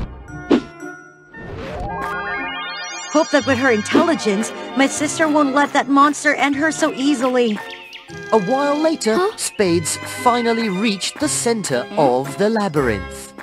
To her surprise, Queen Heart was not only safe, but also playing chess with the Minotaur. Thank God you're still alive! Spades! I really enjoyed your gift. I've never had a holiday like this. Whatever, it's time for you to come back. The kingdom needs you. But I haven't fully enjoyed this vacation yet. Everyone in the kingdom needs you now. I need her too. She promised to play chess with me until I can win. She can't just leave after winning over 500 games. Let him win this game. No, because he only has one piece left. Besides, I don't want to deceive any innocent creature. I don't care. I have to take you back today. Spades decided to take Heart away, making the monster really angry. The monster immediately closed the entrance tightly. I can't let anyone enter or leave the labyrinth arbitrarily. Otherwise, my majesty as a monster will be completely lost. What do you want? If you can answer all of my 3 questions, I'll let you go. Fine, ask quickly. The first question. I have 4 legs in the morning, 2 legs at noon, and 3 legs in the evening. What am I? A human. In the morning, you crawl on all 4s as babies. At noon, you walk on 2 legs. And in the evening, you use a cane, making it 3 legs. Fine, what about this one? I am a cup of water, and I am full, but have no water. What am I? A leaking cup with no bottom. You're really good. I'll find a more difficult question. If you're going to ask questions from that old book, I already know all the answers. In that case, I won't quiz you anymore. The question will be about honesty. Whatever you ask, the result will be the same. Who does Heart love the most? When Heart was about to answer, the monster immediately casted a spell, preventing her from speaking. This is the question for Spades. The question made Spades hesitate a little bit.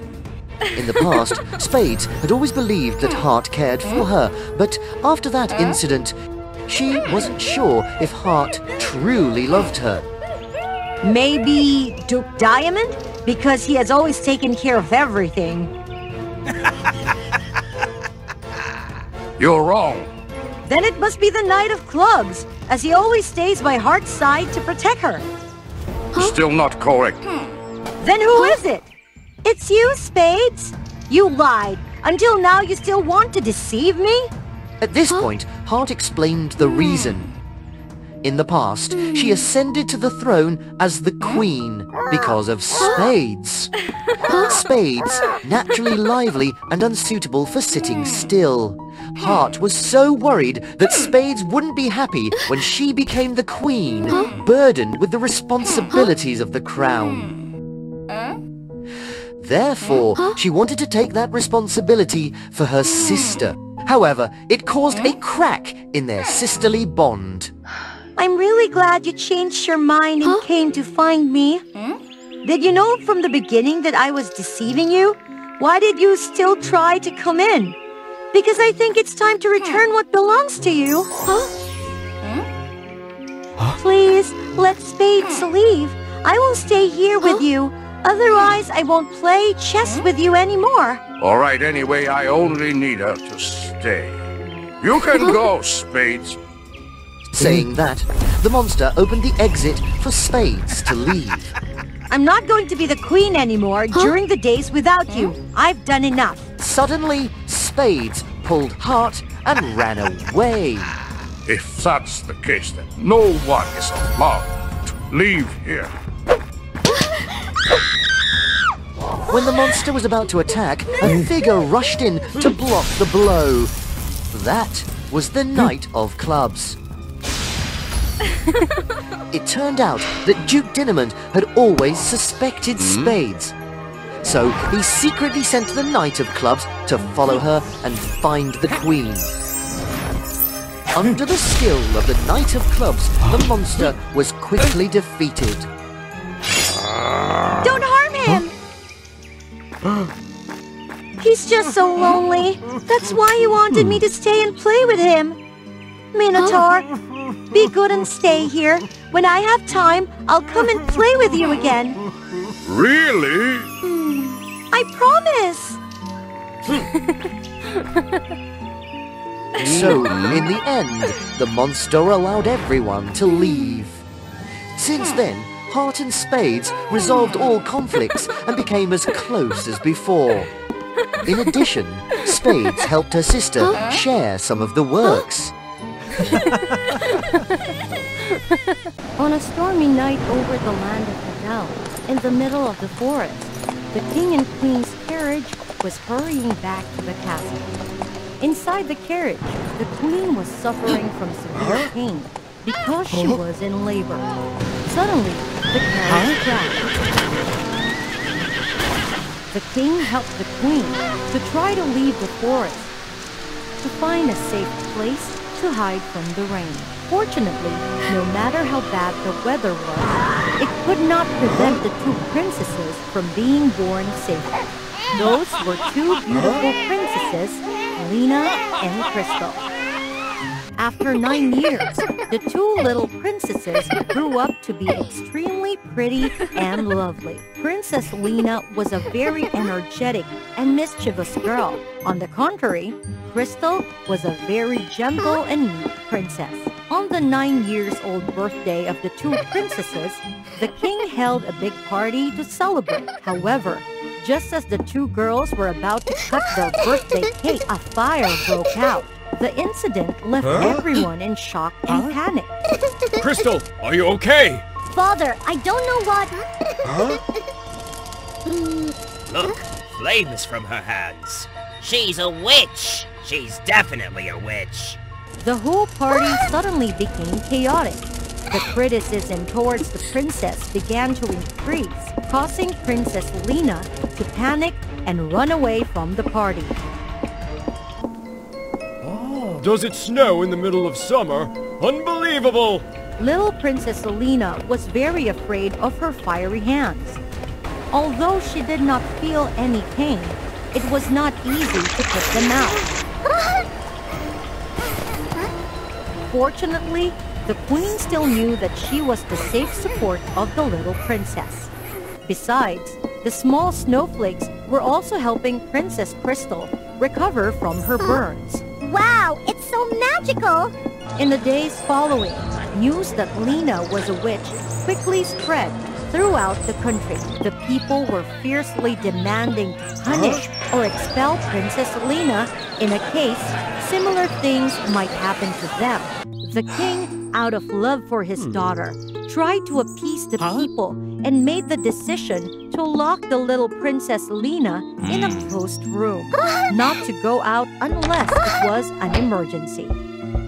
Because he loved his daughter and because he wanted to protect her, the king could not think of any other way.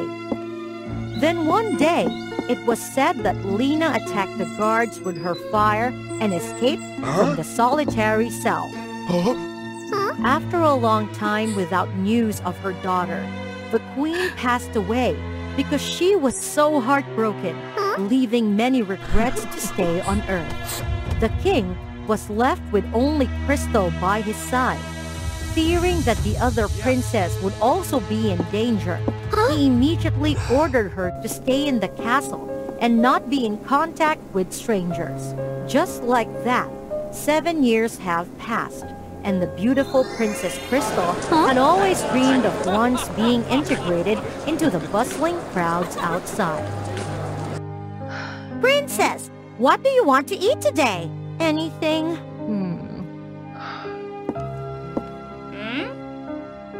Wait!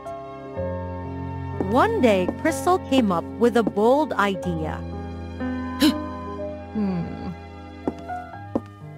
Thanks to the idea of using a maid outfit, she was able to fulfill her desire to integrate into society, enjoying a moment of freedom that she had not experienced for a long time. Her light footsteps led her to destiny. As a princess surrounded by walls, she didn't know much about the dangerous world outside. You guys should stop!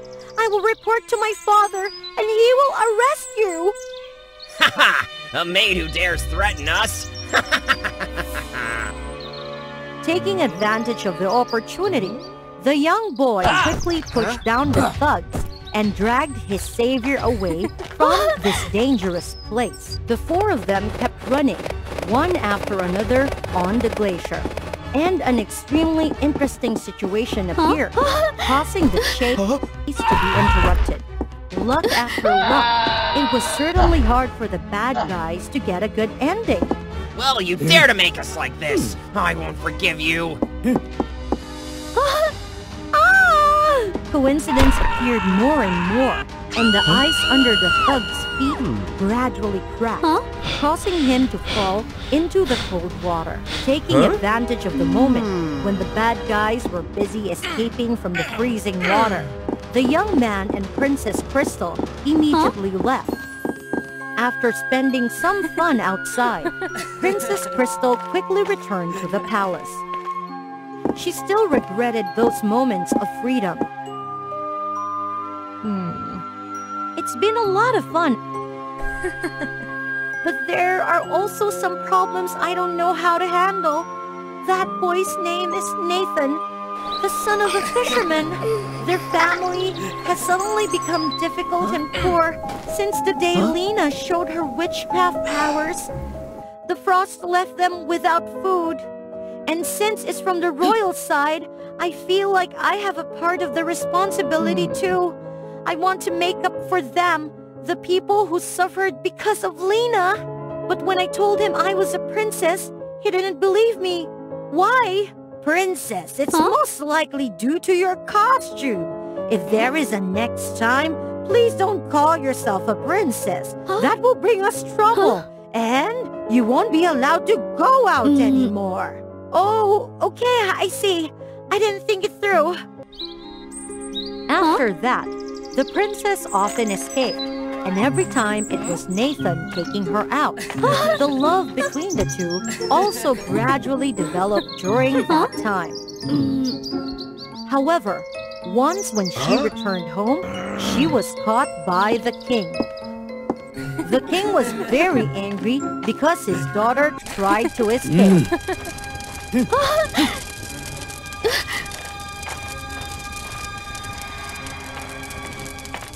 Witnessing these things, Nathan also discovered that the person he secretly loved was the real princess.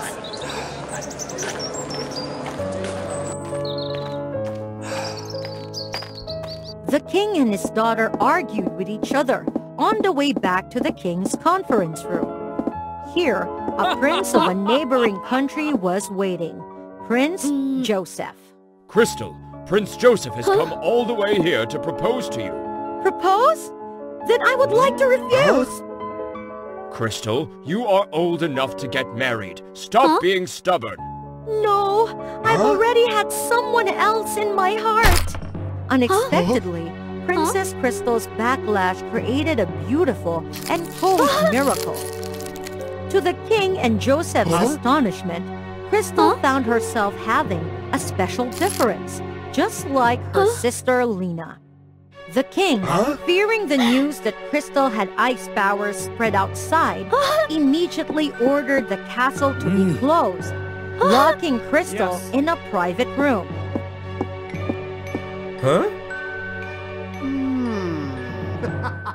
Soon, despite the king's efforts to block the news, rumors about Princess Crystal being an ice witch kept spreading, sending the people into chaos. Impossible! She was the one who froze this river? What should I do? Help or revenge?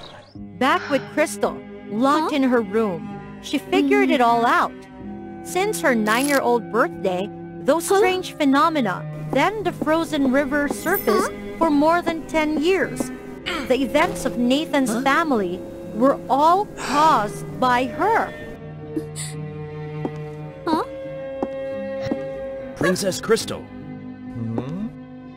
The situation outside is very chaotic because of a rumor. The king told me that in order to avoid making things worse, I will take you out of the kingdom for a while, wait for things to calm down, and then come back. Princess, I heard that on the other side of the kingdom, deep in the Forbidden Forest, there is a person who can help you lift that icy curse. Are you sure? That's what my henchman said. At least we have a glimmer of hope. Let's go! By disguise, Princess Crystal crept through the crowd unnoticed. However, she didn't know that she was trapped. Everyone, the Crystal Witch is here. She wants to run away.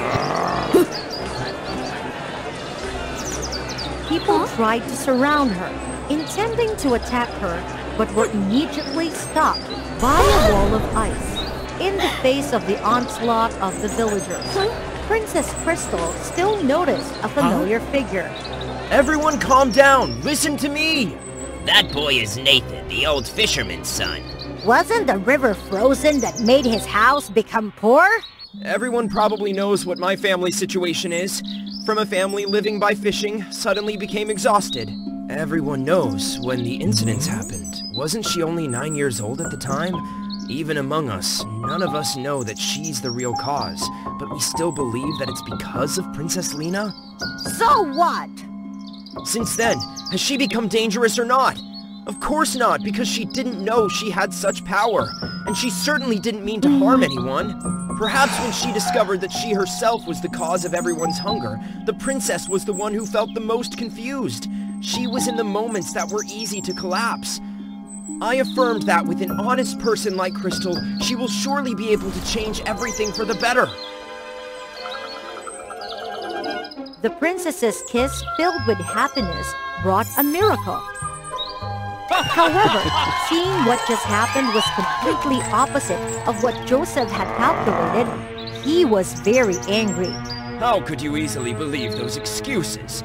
Apparently she pushed the kingdom to the brink like that. How can we forgive her?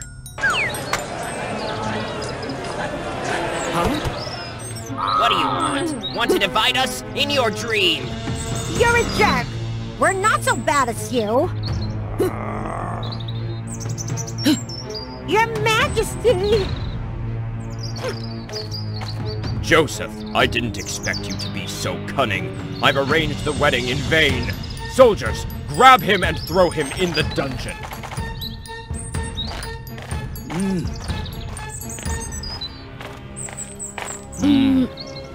Crystal, it's all my fault. I made the wrong decision and I almost lost my last loved one. Father! Standing in front of such a touching scene, no one can hold back. Thought everything was cleared up and back to the way it was. But no, a mysterious figure appeared. Adele, I'm back already. After passing away, there were souls that lingered in the mortal realm, refusing to transcend. They concealed themselves within the night, regardless of the peril posed by the soul-sucking demons.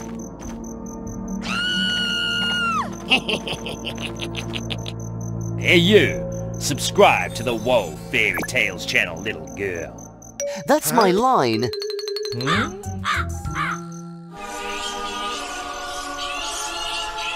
Under the moon's glow, these souls revealed their true forms, knowing that death would witness and condemn them to the underworld for eternity. Are you Death? Sugra, my love, have you taken him? Sugra, Yuna's beloved, had cured her when she fell ill, but later he vanished mysteriously. So I am left afflicted and ailing again, and unable to move on. I must remain in the mortal realm to find him. I beg you, don't take me. Death agreed, with a condition that Yuna must become the goddess of the moon, controlling its lights, assisting Death in seeking wandering souls. Death entrusted her with a moon unicorn, guarding the tree of spirits that empowered the moon. I'll grant you only a year. If you refuse to transcend, I will still take you to the underworld. I am Argus, your servant. Becoming the goddess of the moon was Yuna's chance to locate Sugra. Swiftly, she learned to control the moon's radiance. Yet, wherever the moonlight touched, the souls eluded her. It took immense effort for Iuna to find her first soul.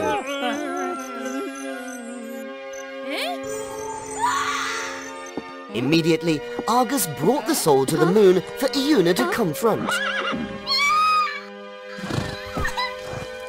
To her surprise, this soul, like Iuna, was reluctant to transcend. Because she had lost her lover before passing away. Ignore it, Iuna. Let me carry her to the underworld. Empathizing with the stubborn soul, Iuna resolved to aid her, ignoring the unicorn's counsel. Sarcastically, she realized the man had left his lover for another. Thus, Iuna couldn't help her find peace.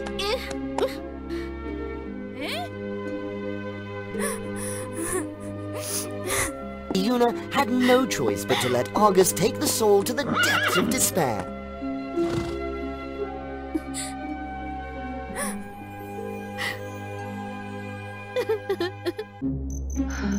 Such stubborn souls will never find transcend.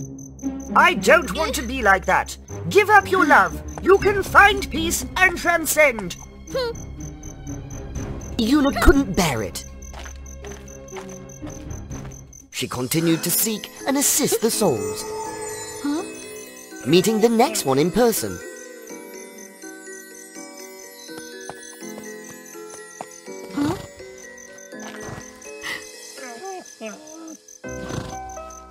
A man who couldn't bid farewell to his wife before passing away. Ignoring Argus's protest, Iuna was determined to help him.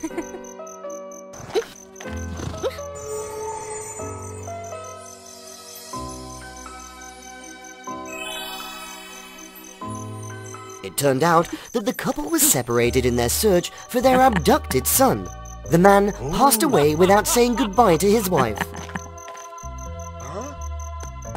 The moon goddess resolved to find their son. Unexpectedly, the one Iuna was seeking was none other than her very first soul, the love of the lady she had helped.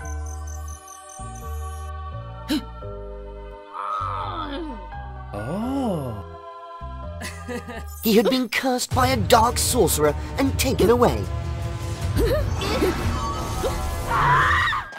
With Argus's help, Iuna rescued him and reunited him with his parents. She also made sure he reunited with his true love to resolve the misunderstanding. Thus, Iuna's first two souls found contentment.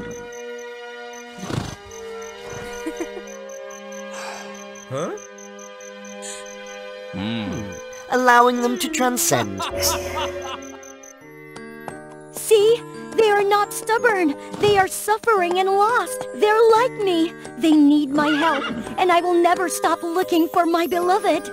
Iuna had proved that she was right. Gradually, Iuna and Argus became inseparable friends, despite... Listen to me. If you give up Sugra, you'll transcend, and you won't suffer anymore. I've already said I won't give up. As the one-year deadline drew near, Iuna helped numerous souls, but still couldn't find Sugra. And at this very moment... The moonlight is fading away. I can no longer illuminate the mortal realm. Has the moon tree withered? Isn't this the doing of the soul-sucking demons? Stubbornly, Argus refused to carry Iuna to the land of the demons. No! The deadline is approaching. You can't do anything. Please transcend. Iuna reluctantly pretended to agree, because the moon unicorn was too stubborn. Then she discreetly used the remaining bit of energy.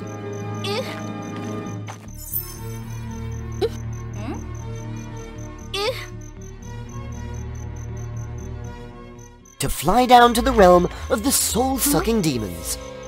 The demons were surprised to see the moon goddess. they weren't aware of the withered tree. Huh? However, they wouldn't let Iuna go easily. The moon goddess had caused them much trouble. Just then, the moon unicorn arrived, timely rescuing his master. Yet Argus was unfortunate, falling victim to the demon's attack. And thus, Iuna discovered a horrifying truth.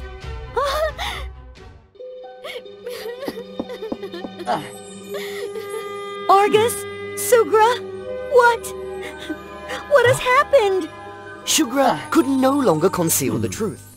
It all began with Iuna's illness. She could only live until that moment. Sugra had struck a deal with a demon, deceiving Death to extend Iuna's life. But Death found out and punished Sugra, turning him into a moon unicorn. Guarding the moon forever. Iuna could never escape her fate.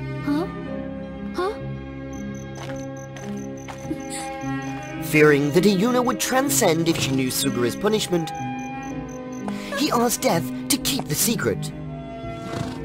Touched by Iuna's compassion, Death appointed her the goddess of the moon. Sugra would live as a unicorn, assisting Iuna's mission to convince him to transcend. However, as Iuna persisted, Sugra used dark magic to harm the moon. I thought you would give up, but your effort is so strong.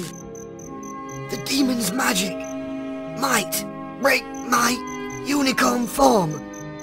Iuna understood everything now. I have healed the moon. And as for you, Iuna, your time has come. No, I'm begging you, don't take her! Rules are rules. Can I take Sugra's punishment? Can he become a normal soul? Iuna's plea didn't break any rules. No, you can't do that. It can't be. I'm the cause of your punishment. I'll find peace only if I take your sentence. When I became the goddess of the moon, I helped many people like you and me. Helping them made me happy. Now I must help you. As long as you transcend, I will have no regrets. If that's the only way you can be happy. After a year of journeying together with her love, Sugra knew there was no other way. Since then, Iuna became the eternal goddess of the moon, using her gentle light to shine upon the mortal realm, shielding the mortal realm from malevolent forces, guiding lost souls like her own, helping them find solace. Death decided to give Iuna a gift. With each of Sugra's subsequent lifetimes, the soul would retain memories of Iuna, and Death would carry him to the moon. So Iuna could meet her beloved more and more and more. Every person had unforgettable encounters that they could never forget throughout their lives. For the ice spirit Snowvera, that was the first time she laid eyes on Maya. The child had rescued her. Only those with pure and kind souls could see the ice spirits. From then on, they formed a special bond. Follow WOA Fairy Tale to keep track of their story. Many years later, in the cold winter, Snowvera carried out her duty, bringing the white snow wherever she went. In no time, the whole village was covered in snow, and the air became even quieter. The deity of the four seasons, Harmonia, entrusted her with the task of protecting and caring for this village during winter. While resting, Snowvera coincidentally encountered her old friend. She sensed that Maya was seriously ill, with her life force dwindling. Come here. You still recognize me? How could I forget you? Maya had encountered an unexpected accident that left her paralyzed from the waist down. She couldn't leave her home, and both her body and mind suffered. Perhaps when the last snowflake falls, it will be my time to depart. However, the girl remained optimistic, still unable to achieve her dream of becoming a skilled dancer. Moreover, she had a list of wild wishes she wanted to fulfill before passing away. Even though these are far-fetched dreams, I allow myself to dream. Snowvera was touched. Out of gratitude for their old bond, she promised to help Maya fulfill all her dreams this winter. With this new body, Snowvera will embark on one last adventure with Maya. In her first wish, Maya wished to be able to run and jump freely. This is so much fun! After playing around, Snowvera rested before a lonely cherry blossom tree in the middle of an icy valley. You know, I love butterflies because they represent freedom and happiness. But unfortunately, time will not allow Maya to witness this butterfly's image breaking free from its cocoon and fluttering into the blue sky. Don't worry, Maya. I can create a butterfly for you. Maya also wanted to experience what it felt like to live in a castle and be treated like a princess.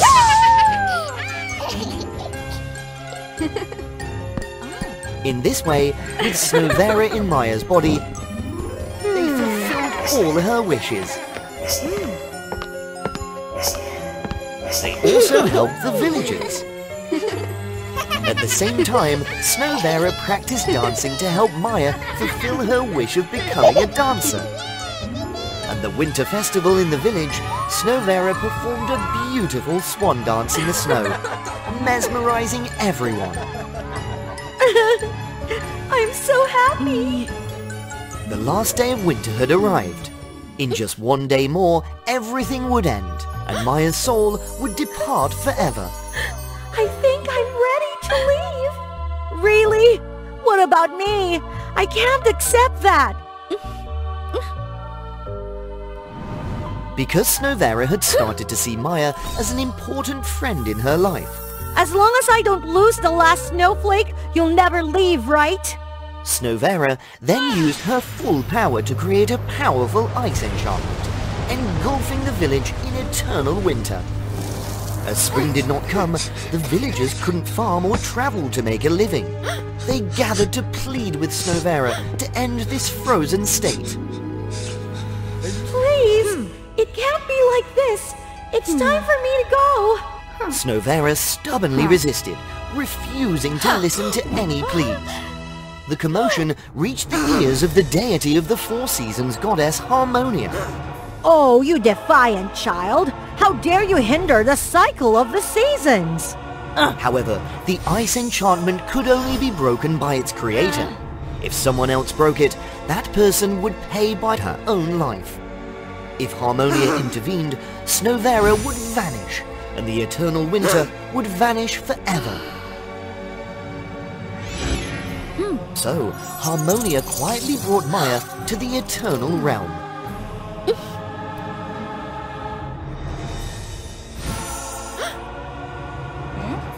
No! Where's Maya? I've taken her! It's time for Maya to enter the cycle of reincarnation. That is the law. No! I must find her! You are so stubborn! Besides, how long do you plan to stay in this body? I return to my original form when Maya is resurrected. Huh. The Eternal Realm was a sacred place, existing between the human world and the soul world.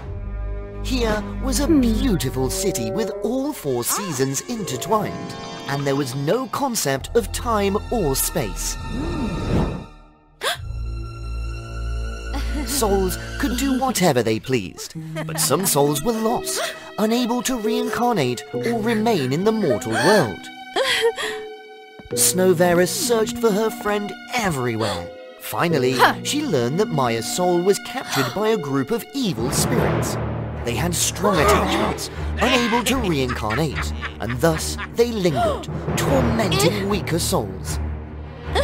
Release my friend!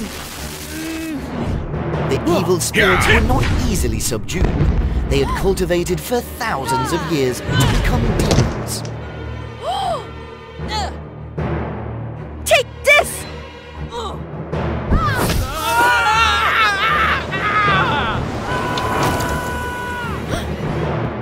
Maya, are you okay? Yes, I'm fine, thank you. Come back with me, Maya.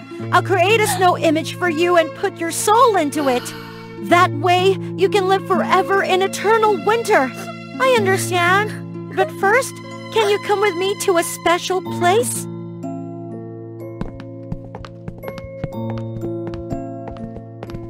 She led Snowvera to the familiar cherry blossom tree they had seen before. You can see this cherry blossom tree too? Yes, and the only way to leave the eternal realm is to pass through it. But first, can you help me one last time?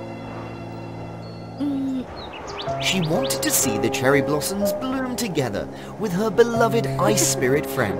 When Snowvera turned to look at Maya, she was surprised to find her fading away, turning into glittering fairy dust. The fairy dust gathered to form a butterfly cocoon. Please, Snowvera, end the eternal winter. During the time we played together in that winter, you gave me a very meaningful life, making me let go of everything and be ready for a new beginning. So please understand and release the village from this powerful ice enchantment. Snowvera tearfully realized it was time to accept reality and let go of everything. Finally, Maya could reincarnate. This cherry blossom tree was also a bridge between the eternal realm and the mortal world. Here, there was no concept of time or space. Therefore, what happened on the tree could be seen in the mortal world. Turns out, the butterfly cocoon they had seen during the past winter was Snowvera's image going through reincarnation in the future.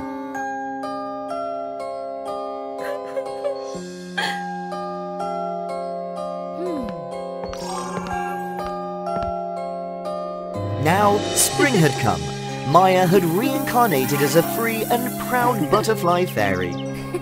Snowvera let go of all attachments and understood that every ending would have a new beginning. She became more responsible as a spirit. Every winter, she would return to this village to play with her beautiful butterfly friend.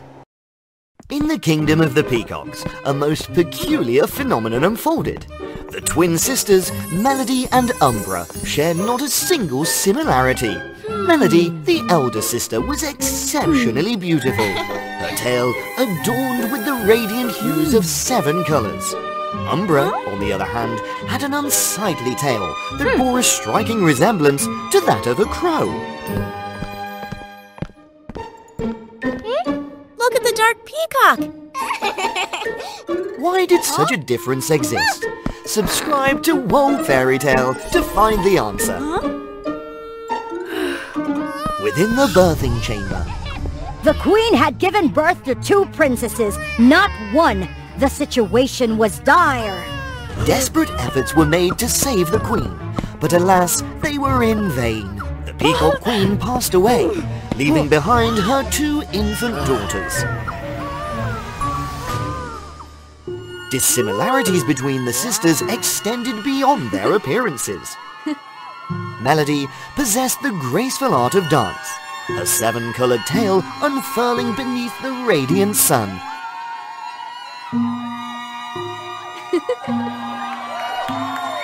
Conversely, Umbra was known for her clumsiness, awkwardness, and an unfortunate knack for causing trouble.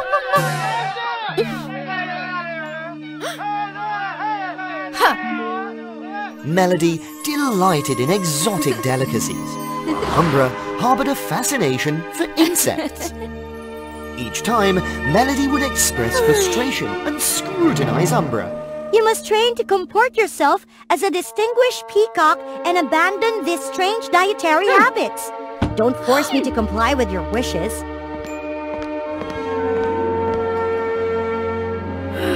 I only wish to spare you from being looked down upon by others. As a grand festival approached, tradition dictated that the peacock who danced most beautifully would be chosen to perform before the divine goddess, receiving her blessings and power. That person would become even more talented and powerful. This year, I must dance before the goddess once again! Melody confidently proclaimed, trusting her abilities and neglecting practice. Try harder, Umbra. You must put in 100-fold effort to have a chance. After rigorous training, Umbra returned to her chamber. Who are you? Why were you in my room? I was Ravenna, the queen of the Crow clan, your mother, Umbra. This is nonsense. I am a peacock, not a crow. Allow me to demonstrate. When the Peacock Queen gave birth to Melody, Ravenna had eliminated the midwife, disguised herself and swapped Umbra with a crowling. She had even cast a spell on her own child to make her appear as a peacock.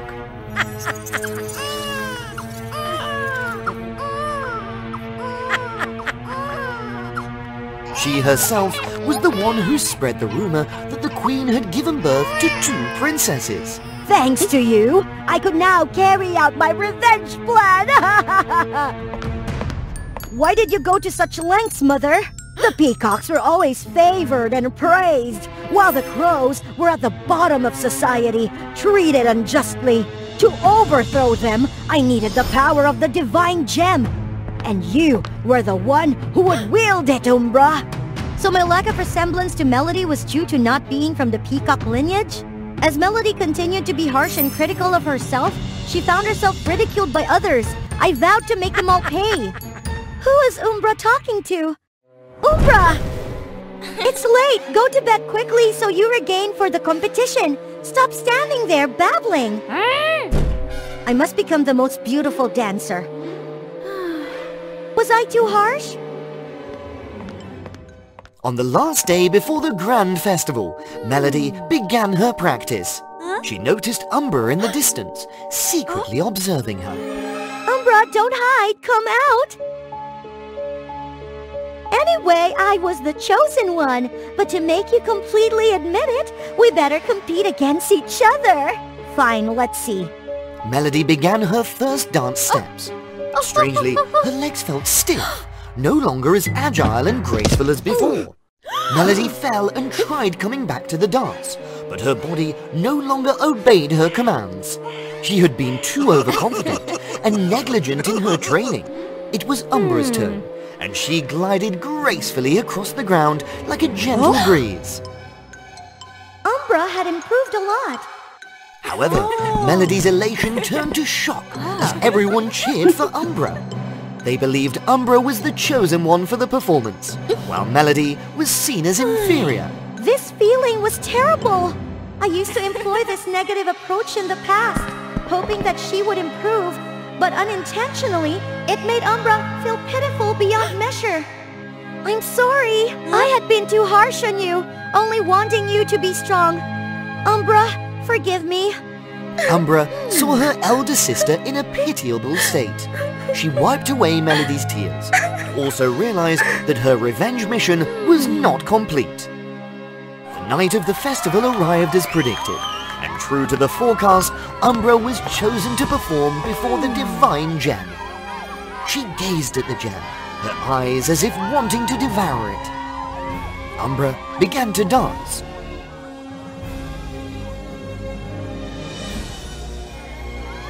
And Melody watched from below with pride.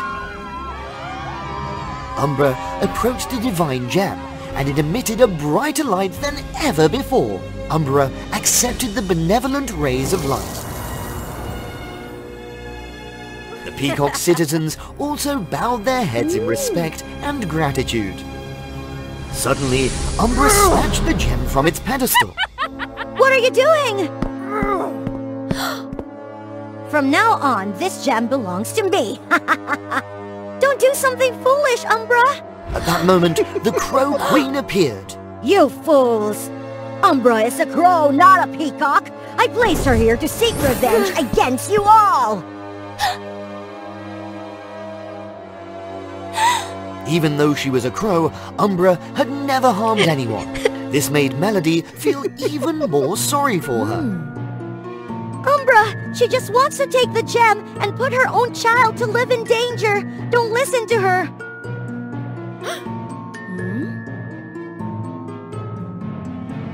Get out of here! Melody immediately chased after her. Stop! If you know what's good for you, don't stand in my way. I don't need anything. Just please don't take my only sister away. Raina, furious, struck Melody. Please, Mother, spare Melody. After all, she had taken care of me since childhood. Be quiet, or I'll punish both of you. No one will disrupt my revenge plan. Umbra felt disappointed at her mother, who had been distant for so long, proved to be exceedingly cruel and ruthless, resorting to any means to achieve her goals. No, this gem belongs to the peacocks. Raina grew even more furious and cast a spell towards Umbra. Melody quickly unfurled her peacock tail to shield her sister. Her peacock tail acted as a sturdy barrier, deflecting the reverse spell back towards Raveena. Raveena was thrown back into a tree and fell unconscious. Melody's once bright tail was now tattered. Thank you for saving me, sister. No matter what happened, you were always a member of the Peacock clan. Both of them returned the gem to its original position.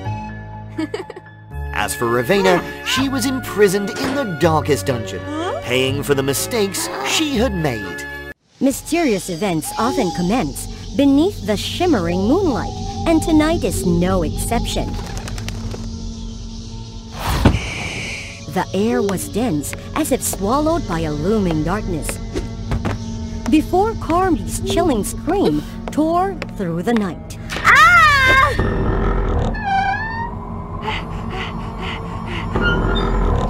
Is it a nightmare? Huh?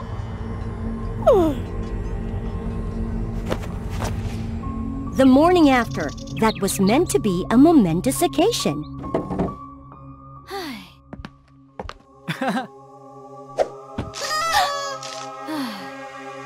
Carmi, are you alright? Are you feeling unwell? I don't know. I just feel completely drained of energy. Pre-birthday syndrome, perhaps. How strange. Things started to look up when the well-wishers from their friends poured in. They were the ones Carmi had always supported throughout the years. Hey, Kebby, can you help me with this? Their friendship had endured for 15 years, ever since the day Carmi was adopted into Kebby's family as a child. Apart from Carmi's birthday, there was another significant event today.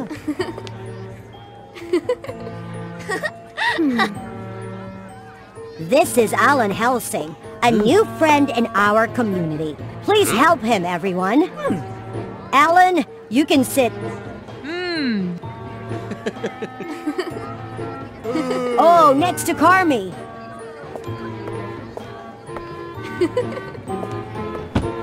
Hi, I'm Carmi. Alan's peculiar gaze sent Carmi's mind reeling. Excuse me, teacher. May I step outside?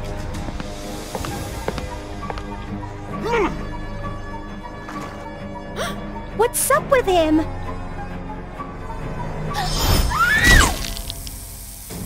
Looking back, Carmi's face and eyes appeared perfectly normal. Teacher! Maybe the teacher was right. I must be sleep-deprived. Carmi, furious and disregarding the danger, rushed forward to intervene. Ah, this kid's trying to live in, huh? Strangely, his punch did nothing to the petite girl. In fact, Carmi easily blocked and knocked him down. You! How can this be? The teacher is here! After dealing with the ruffian, Carmi once again found herself surrounded by praise from the crowd. However, Alan's eyes remained concealed within the gathering, still observing unusually. That evening, after enjoying a hearty dinner prepared by Kebi's mother, Carmi and Kebi mischievously slipped away to celebrate their own birthday. Hey!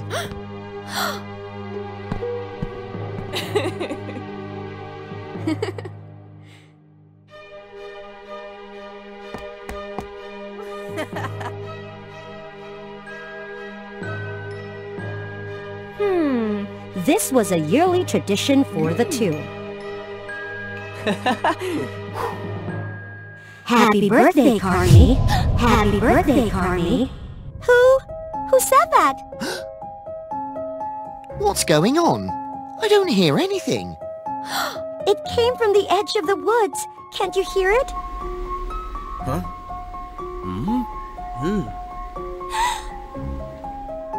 To prove her point, Carmi firmly led Kebi to investigate the source. Suddenly, a flock of bats appeared, behaving strangely.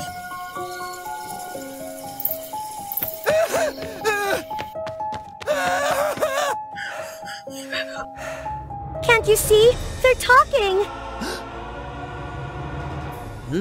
Carmi explained to Kebi about the peculiar events of the day. I'm sorry, Carmi, but this is really weird. Do you see that tree branch? I feel like I could easily climb up there.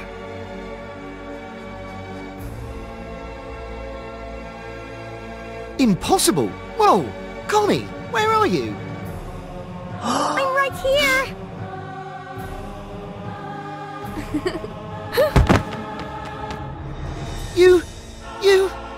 You're amazing! You know, Carmi, you kind of seem, like a vampire. A vampire?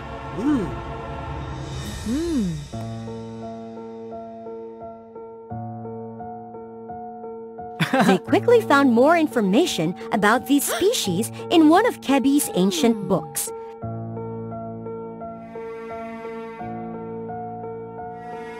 It mentioned that vampires possess terrifying strength, unmatched speed, and the ability to communicate with bats and mesmerize others. When they're strong enough, they can even transform into bats! Yay! Too noisy. It's time to go to bed.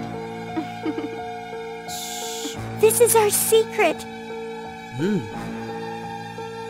However, things weren't as straightforward as they seemed. A few days later, when Kebi accidentally fell,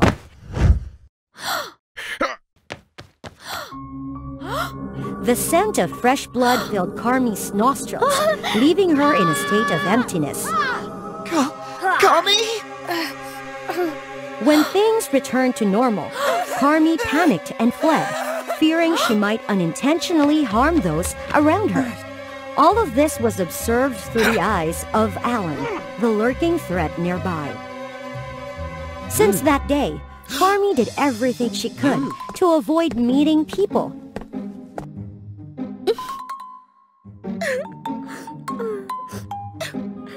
Carmi?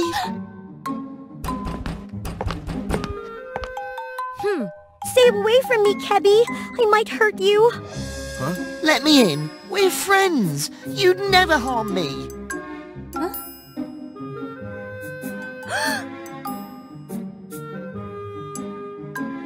Kebi's sincere words of encouragement helped Carmi overcome her apprehension.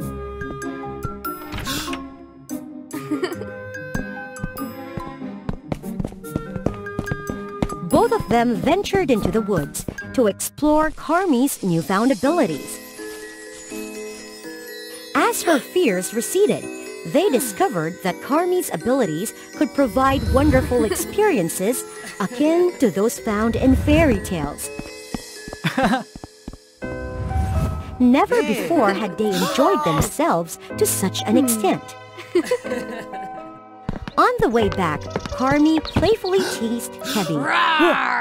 Haha, just kidding, Kebby! But someone didn't see it that way.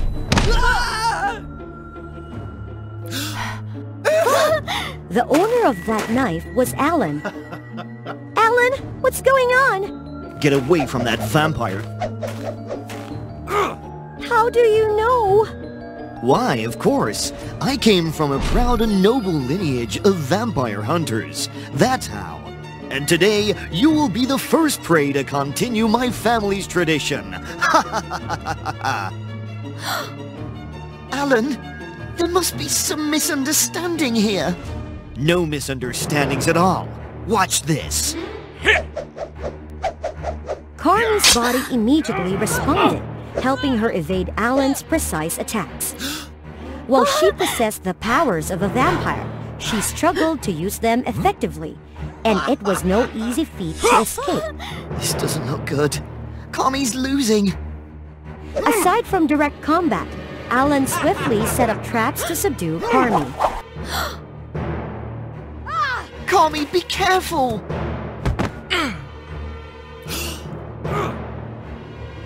As predicted, Carmi grew weaker.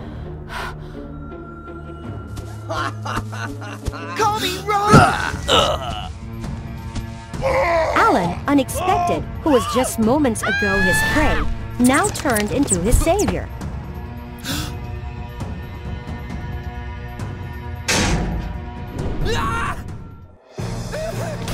Once Carmi saved Alan, she wasted no time. But difficulties don't dissipate so easily.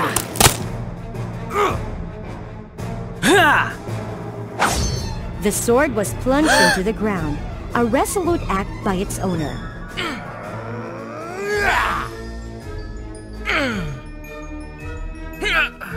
Thank you, but why did you do that? You're probably not as bad as I thought. Nevertheless, don't celebrate just yet. I'll be keeping an eye on you everywhere. If you know any unusual signs, I'll... Oh, come on. That's not going to happen. I guarantee it. So in short, why did you become a vampire, Carmi? Strangely, there were no bite marks on her body, which indicated that Carmi had not been bitten. As they pondered this perplexing situation, a tall, dark figure appeared. Vintage attire? Wild features like in the books. He's a vampire. Hello, my daughter, Carmi. Escape my dark magic after all. Surrender! No! Who's the one who just saved the princess? And what's the story then? Let's find out.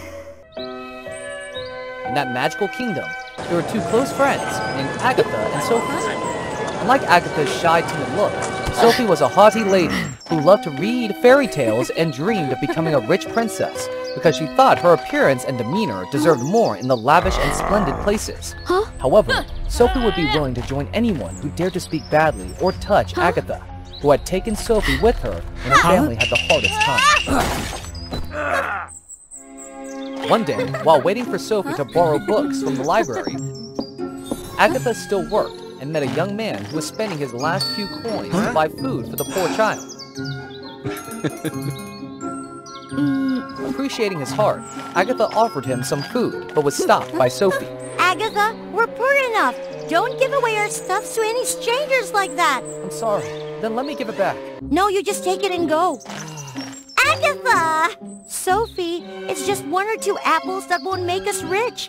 Besides, I'm sure if we help people, sometimes they'll help us. Aren't all the fairy tales you read like that? All right.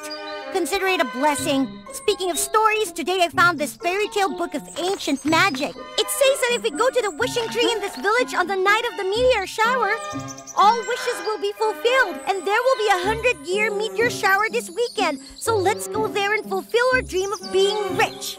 Even though Agatha didn't believe in fairy tales because of her best friend, she nodded in agreement. On that night, no matter what they prayed for, such as gold and silver treasures, large houses, etc., it all didn't come true. During the sadness, they suddenly heard an old woman fall nearby, so they rushed to look at the situation.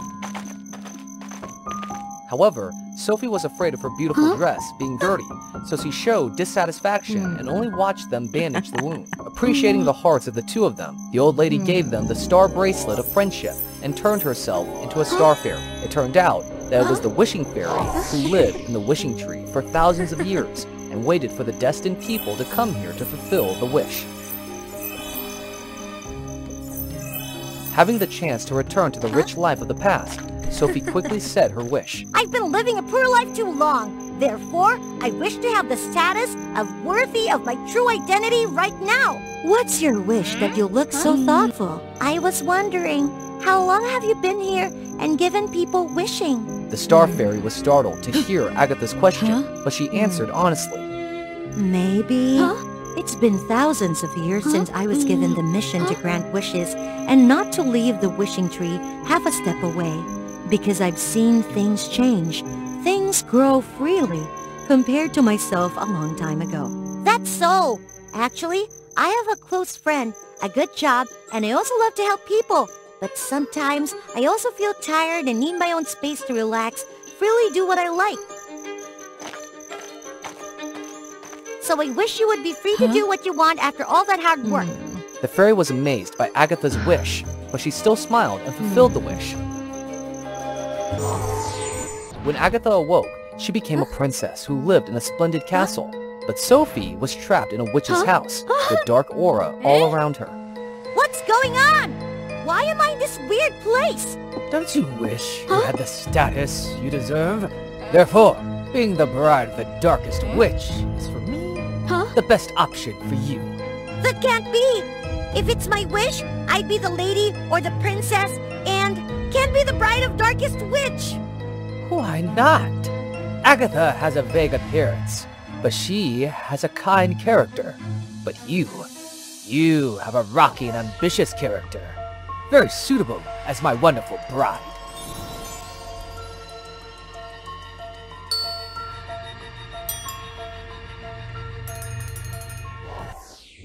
So, if our two powers are united by a kiss of love, you will help me escape this place and conquer the kingdom. No, I can't be your wife, and there must be some confusion between my position and Agatha's. I have to find Agatha and get this straight. You can't go to the castle. The soldiers there will surely drive you out, because you have the dark glory of a witch. So be good, and stay in the room. After that, even though Sophie imprisoned in the witch house, she refused to bow down to the enticements that she should give up Prince and Agatha.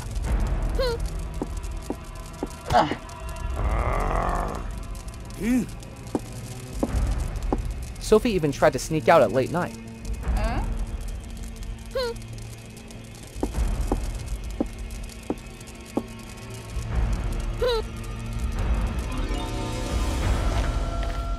However, as the Dark Witch said, when the soldiers saw Sophie radiate a dark aura, they definitely did not let her in.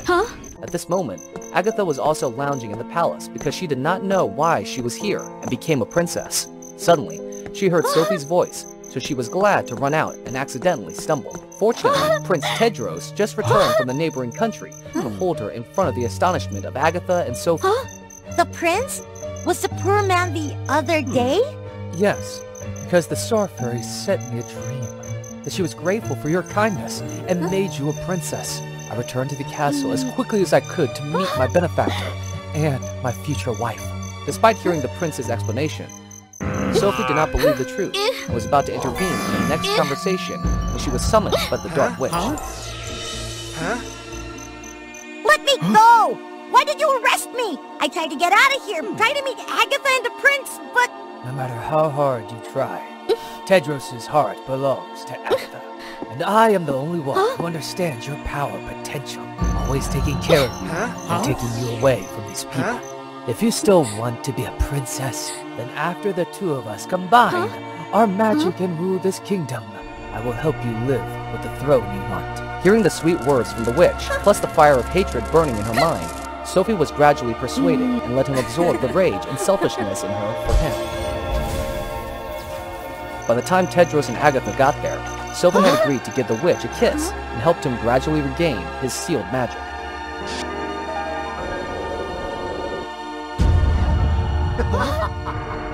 It turned out that because of being worried about Sophie, Agatha begged Tedros to rescue her friend, but when they got here, it was too late. Even if Tedros panicked and attacked the witch, he immediately knocked him down, then fired magic to destroy the entire kingdom. Although Agatha felt very frightened by the scene in front of her, she saw Sophie was gradually being completely controlled, so she tried to risk storming into battle with the Dark Witch. Sophie is now completely manipulated by me and has become evil. It is not long before you can touch or awaken her mind. No! What Sophie wanted was to be a good, rich princess who helps people like in fairy tales. Besides, she's not the kind of guy who does everything she can to destroy people to get what she wants. So, even though she's going the wrong way and being manipulated by you, I believe her heart is still on the right track. Hearing Agatha's words, the witch was angry, intending to silence her forever. Sophie awakened from Agatha's friendship and tried to shield her best friend from magic.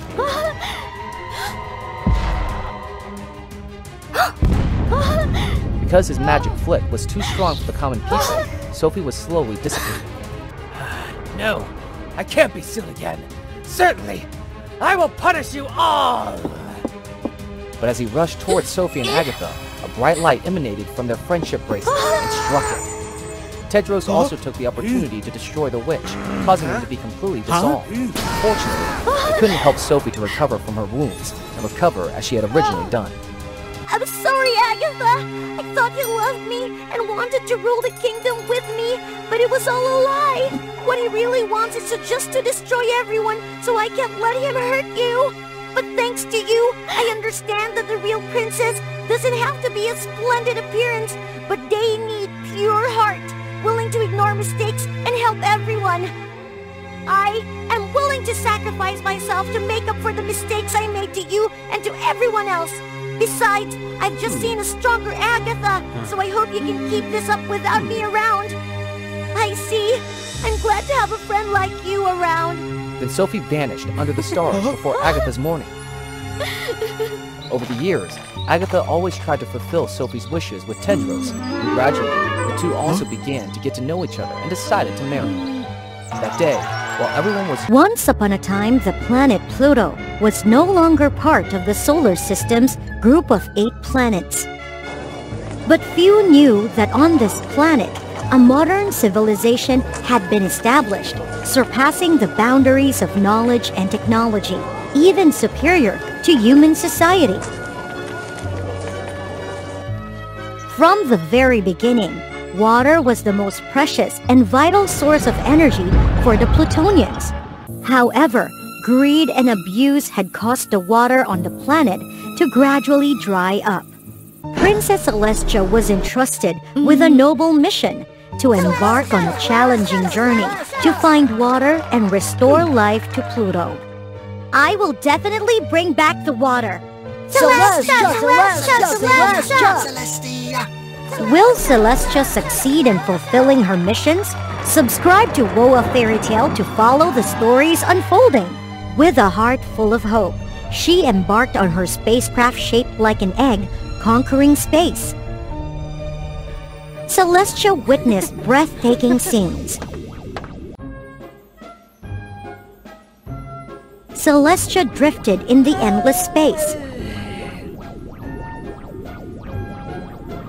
Sometimes she felt lonely and desperate.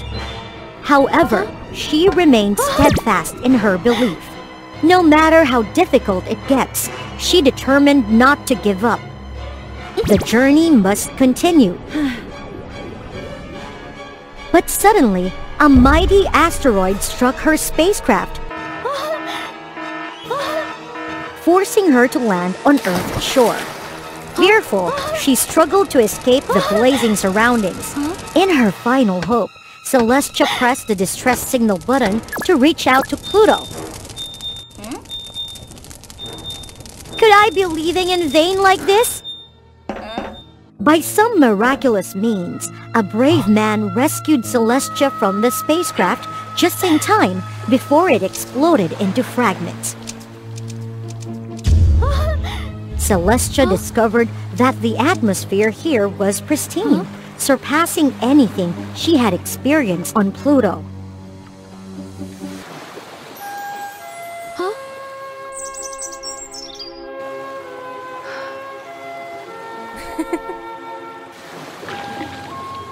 You? You're not human? He pondered silently, captivated by Celestia's otherworldly appearance. Her azure skin shimmered like a sapphire, and her eyes sparkled like a miniature universe, leaving anyone who looked at them mesmerized. I will make sure she stays here. Gently, Logan took Celestia into the territory of the Aquaria Water Tribe. It was a beautiful village, lining the sparkling coastline. The curious villagers surrounded her, communicating in unfamiliar languages that she couldn't understand. Who is she? She looks so weird. Chief, we shouldn't accommodate her. Don't worry, I will carefully watch over her. I need to know where she comes from and what her intentions are. So annoyed! I don't understand what they're saying.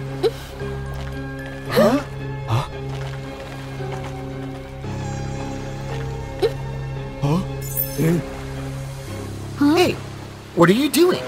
By activating her telepathic power, Celestia could read his thoughts and understand and speak Earth's language. Haha! Now I understand. So you'll let me explore this land, won't you? Yes, as a research subject. Research nothing at all. Don't expect to learn about my origins. Enough with that attitude. Come on, follow me. Initially, Celestia felt uneasy and uncomfortable. She often argued with Logan because he forbade her from leaving the house. The only thing she could eat was fruit, while anything Logan brought her made her nauseous. Tell me, where are you from?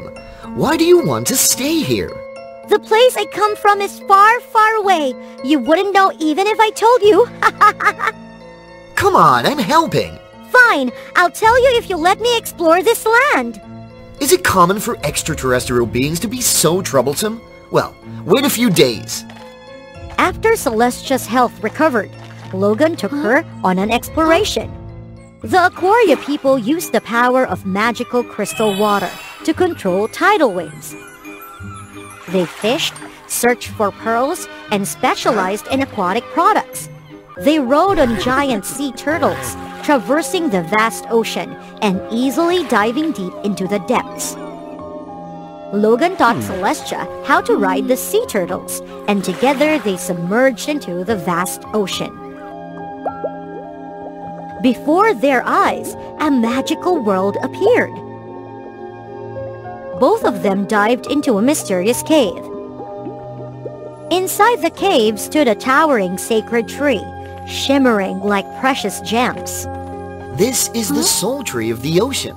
The tree helps transmit limitless magic to the ecosystem beneath the sea, and is the hope for the people of Aquaria. Every week I come here to pay homage and worship the sacred tree. That's fascinating! Logan began to sing a deep and solemn ancient chant, honoring the sacred tree. The hymn had been passed down from generation to generation. Do you know, this place is so similar to my homeland.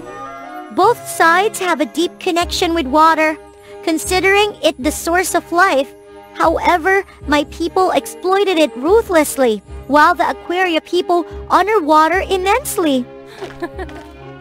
Tell me, Celestia, where did you come from? Pluto, a planet on the brink of destruction.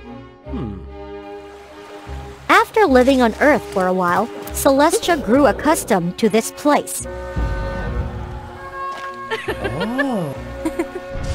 Her peculiar azure skin could withstand the highest temperatures, allowing her to assist the villagers in extracting diamonds from within volcanoes. Logan and Celestia grew closer day by day. Their bond grew stronger, and their feelings deepened. However, amidst the joyous life and their growing familiarity with each other, Celestia never forgot her noble mission. She would soar through the sky, finding rivers, streams, lakes, and magically siphoning every drop of water into her enchanted water squares. Celestia's water theft had severe consequences. Droughts occurred everywhere, and people from towns and tribes in the mountains and forests suffered from severe water shortages, leading to illness. Why does water from an entire lake evaporate overnight? Logan? Celestia, are you okay? Do you want to drink more water? Although fresh water was scarce now, Logan still shared his water with Celestia. He now looked pale and exhausted. The water shortage also weakened the soul tree, affecting the creatures beneath the ocean who relied on the sacred tree. Celestia felt guilty. She reminisced about the memories and her emotions. Celestia realized her mistake. Stealing water from others was not the way to restore Pluto. She couldn't destroy Earth like how Pluto was destroyed. Celestia decided to return the water to the rivers and streams on Earth. So you're the one who stole the water. How could you be so heartless, Celestia? Yes, initially taking the water was my intention. I wanted to bring water to restore Pluto, but I realized this was wrong. I'm sorry, I will return all the water. How can I trust a thief like you? Enough! Leave Earth now! Upon receiving the distress signal, the Pluto warriors arrived at lightning speed, fearing Celestia was in danger. Seeing the lush green lakeshore, their hearts filled with greed to seize all the water on Earth. Celestia, are you alright? Is this scoundrel causing harm? No, I'm fine. Let's see. Oh, it's too little. Listen, I want to abandon this mission. Earth has so many wonders, vibrant colors, and beauty. It doesn't deserve to be destroyed like Pluto. Our princess has been brainwashed by these Earthlings. It's not good. You're a useless princess. From now on, I'll take on this mission. Let's restore Pluto together.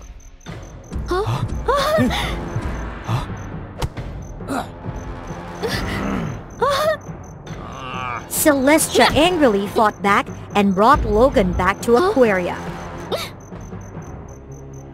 She revealed the truth to everyone and urged them to unite and drive the people from Pluto away. She sincerely apologized for her mistake and promised never to return here after the battle.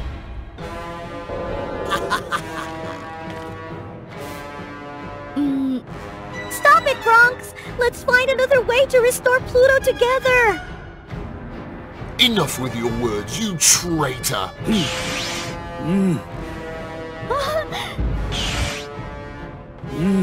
Yes.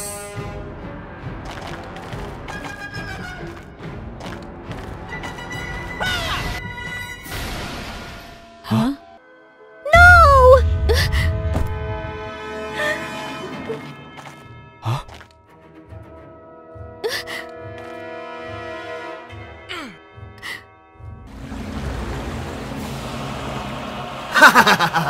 You've lost! Celestia flew up to the sky in anger and sang loudly the ancient song that Logan had once sung with the sacred tree. She believed that her sincere and powerful singing would awaken the sacred tree.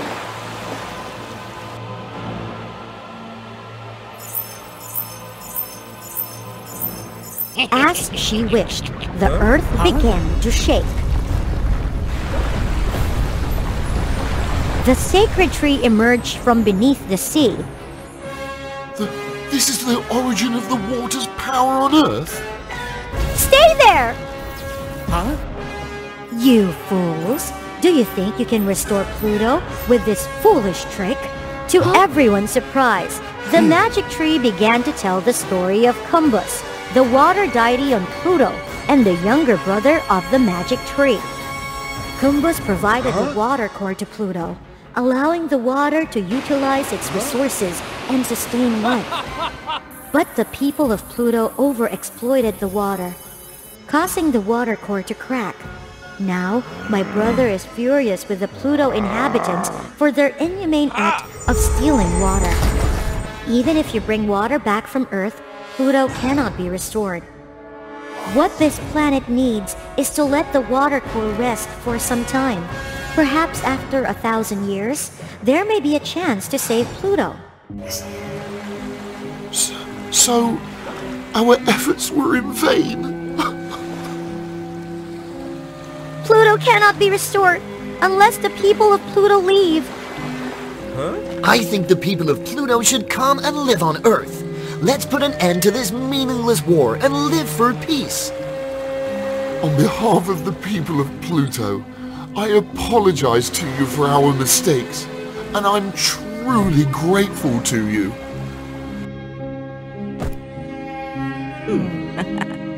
Logan, since I met you, my life has completely changed. You brought me trust and hope. I love you. Welcome to your new home. Celestia and Logan together brought peace to both planets.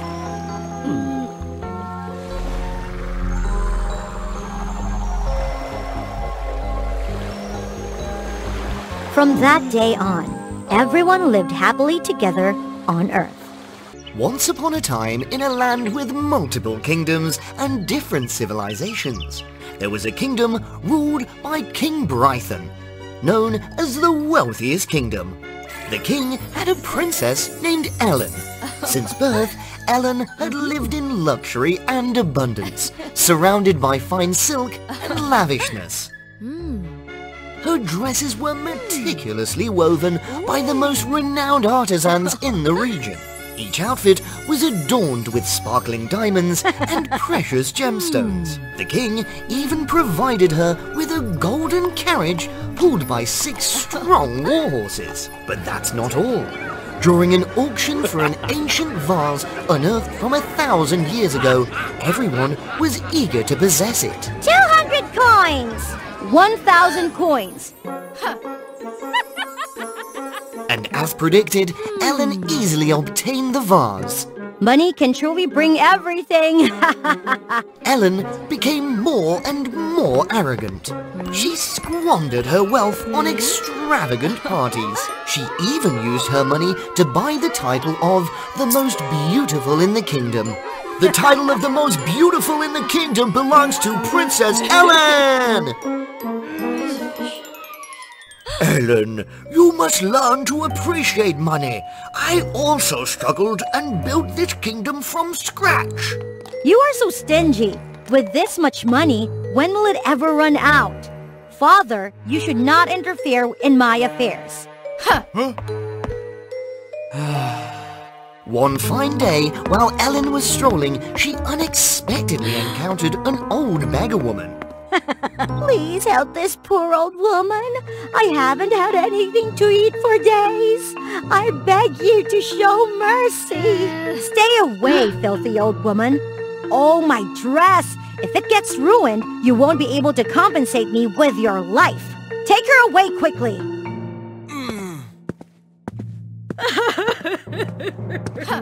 On her way back to the castle, Ellen still seethed with anger over the recent misfortune. This is so frustrating. Ah!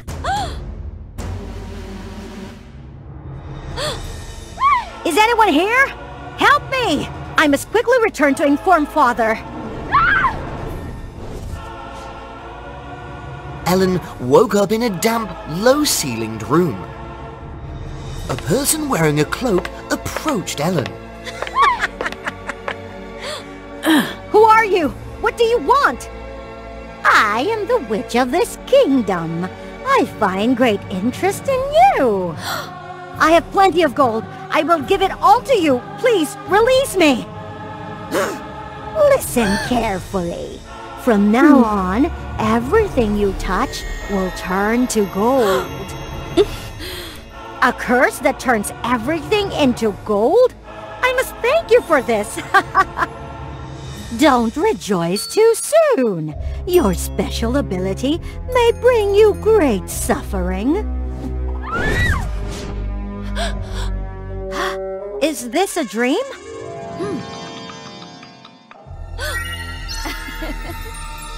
Haha! This is awesome! The witch didn't deceive me.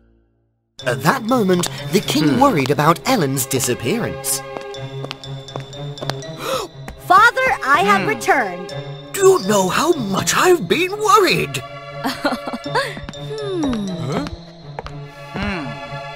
Father, look at this! I can turn everything into gold. What is happening? From now on, Father, don't hinder me from spending, because I can create gold myself. Ellen! Now it's time to eat. Ellen is very hungry now. This is unbearable! I want to eat! Bring me more food here quickly!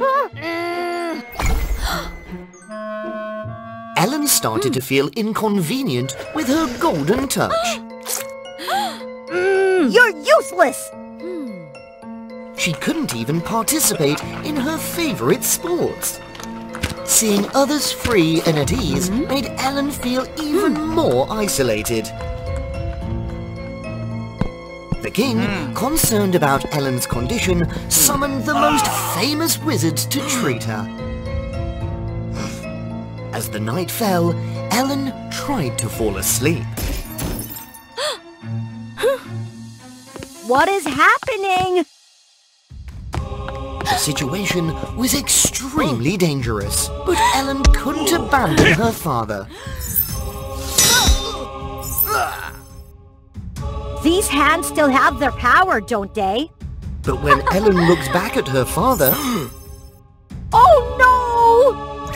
Father, please don't leave me! Ellen was in pain, not knowing how to break this cruel curse. I must find the witch. She's the source of all this suffering. So Ellen took the golden statue and set off to find the witch.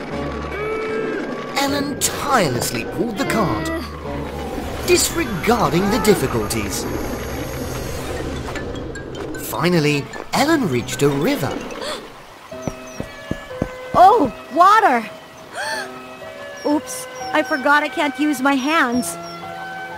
The cool and refreshing water soothed her soul. In the past, only gold and silver could satisfy me, but now this simple thing truly makes me appreciate it. Ellen continued her journey. Miss, do you want to cross the river? Yes, exactly. I am Paleo, the boatman of this river. Where do you want to go? I don't know. I need to find the witch to break the curse and save my father. I know that place. I will take you there. Really? Ellen felt like she had found a lifeline. Luck seemed to be smiling upon her, but happiness is often short-lived. The boat suddenly encountered violent waves. Ellen woke up and found herself in the witch's room. Where is my statue?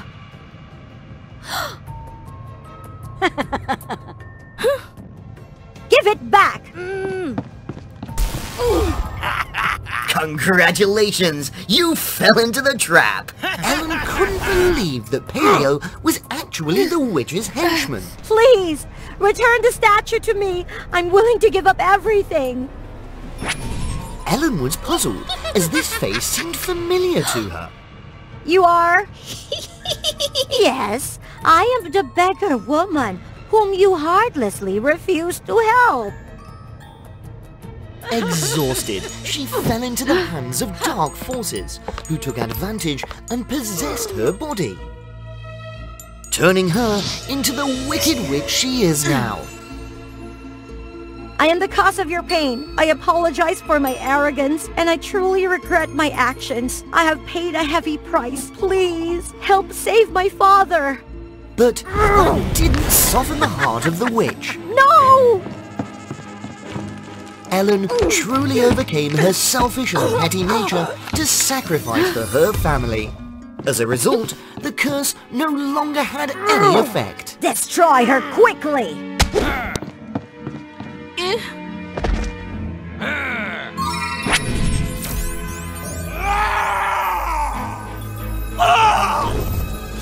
Which then became insane. Ellen's power defeated the darkness.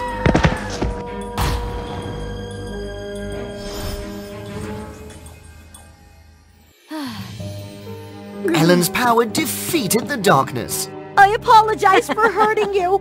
From now on, I will spend the rest of my life caring for and making amends to you. And another miracle occurred. Father, I'm sorry. I'm glad that my daughter finally realizes the true value. From then on, Ellen no longer acted spoiled or wasteful. Instead, she became a princess with a golden heart.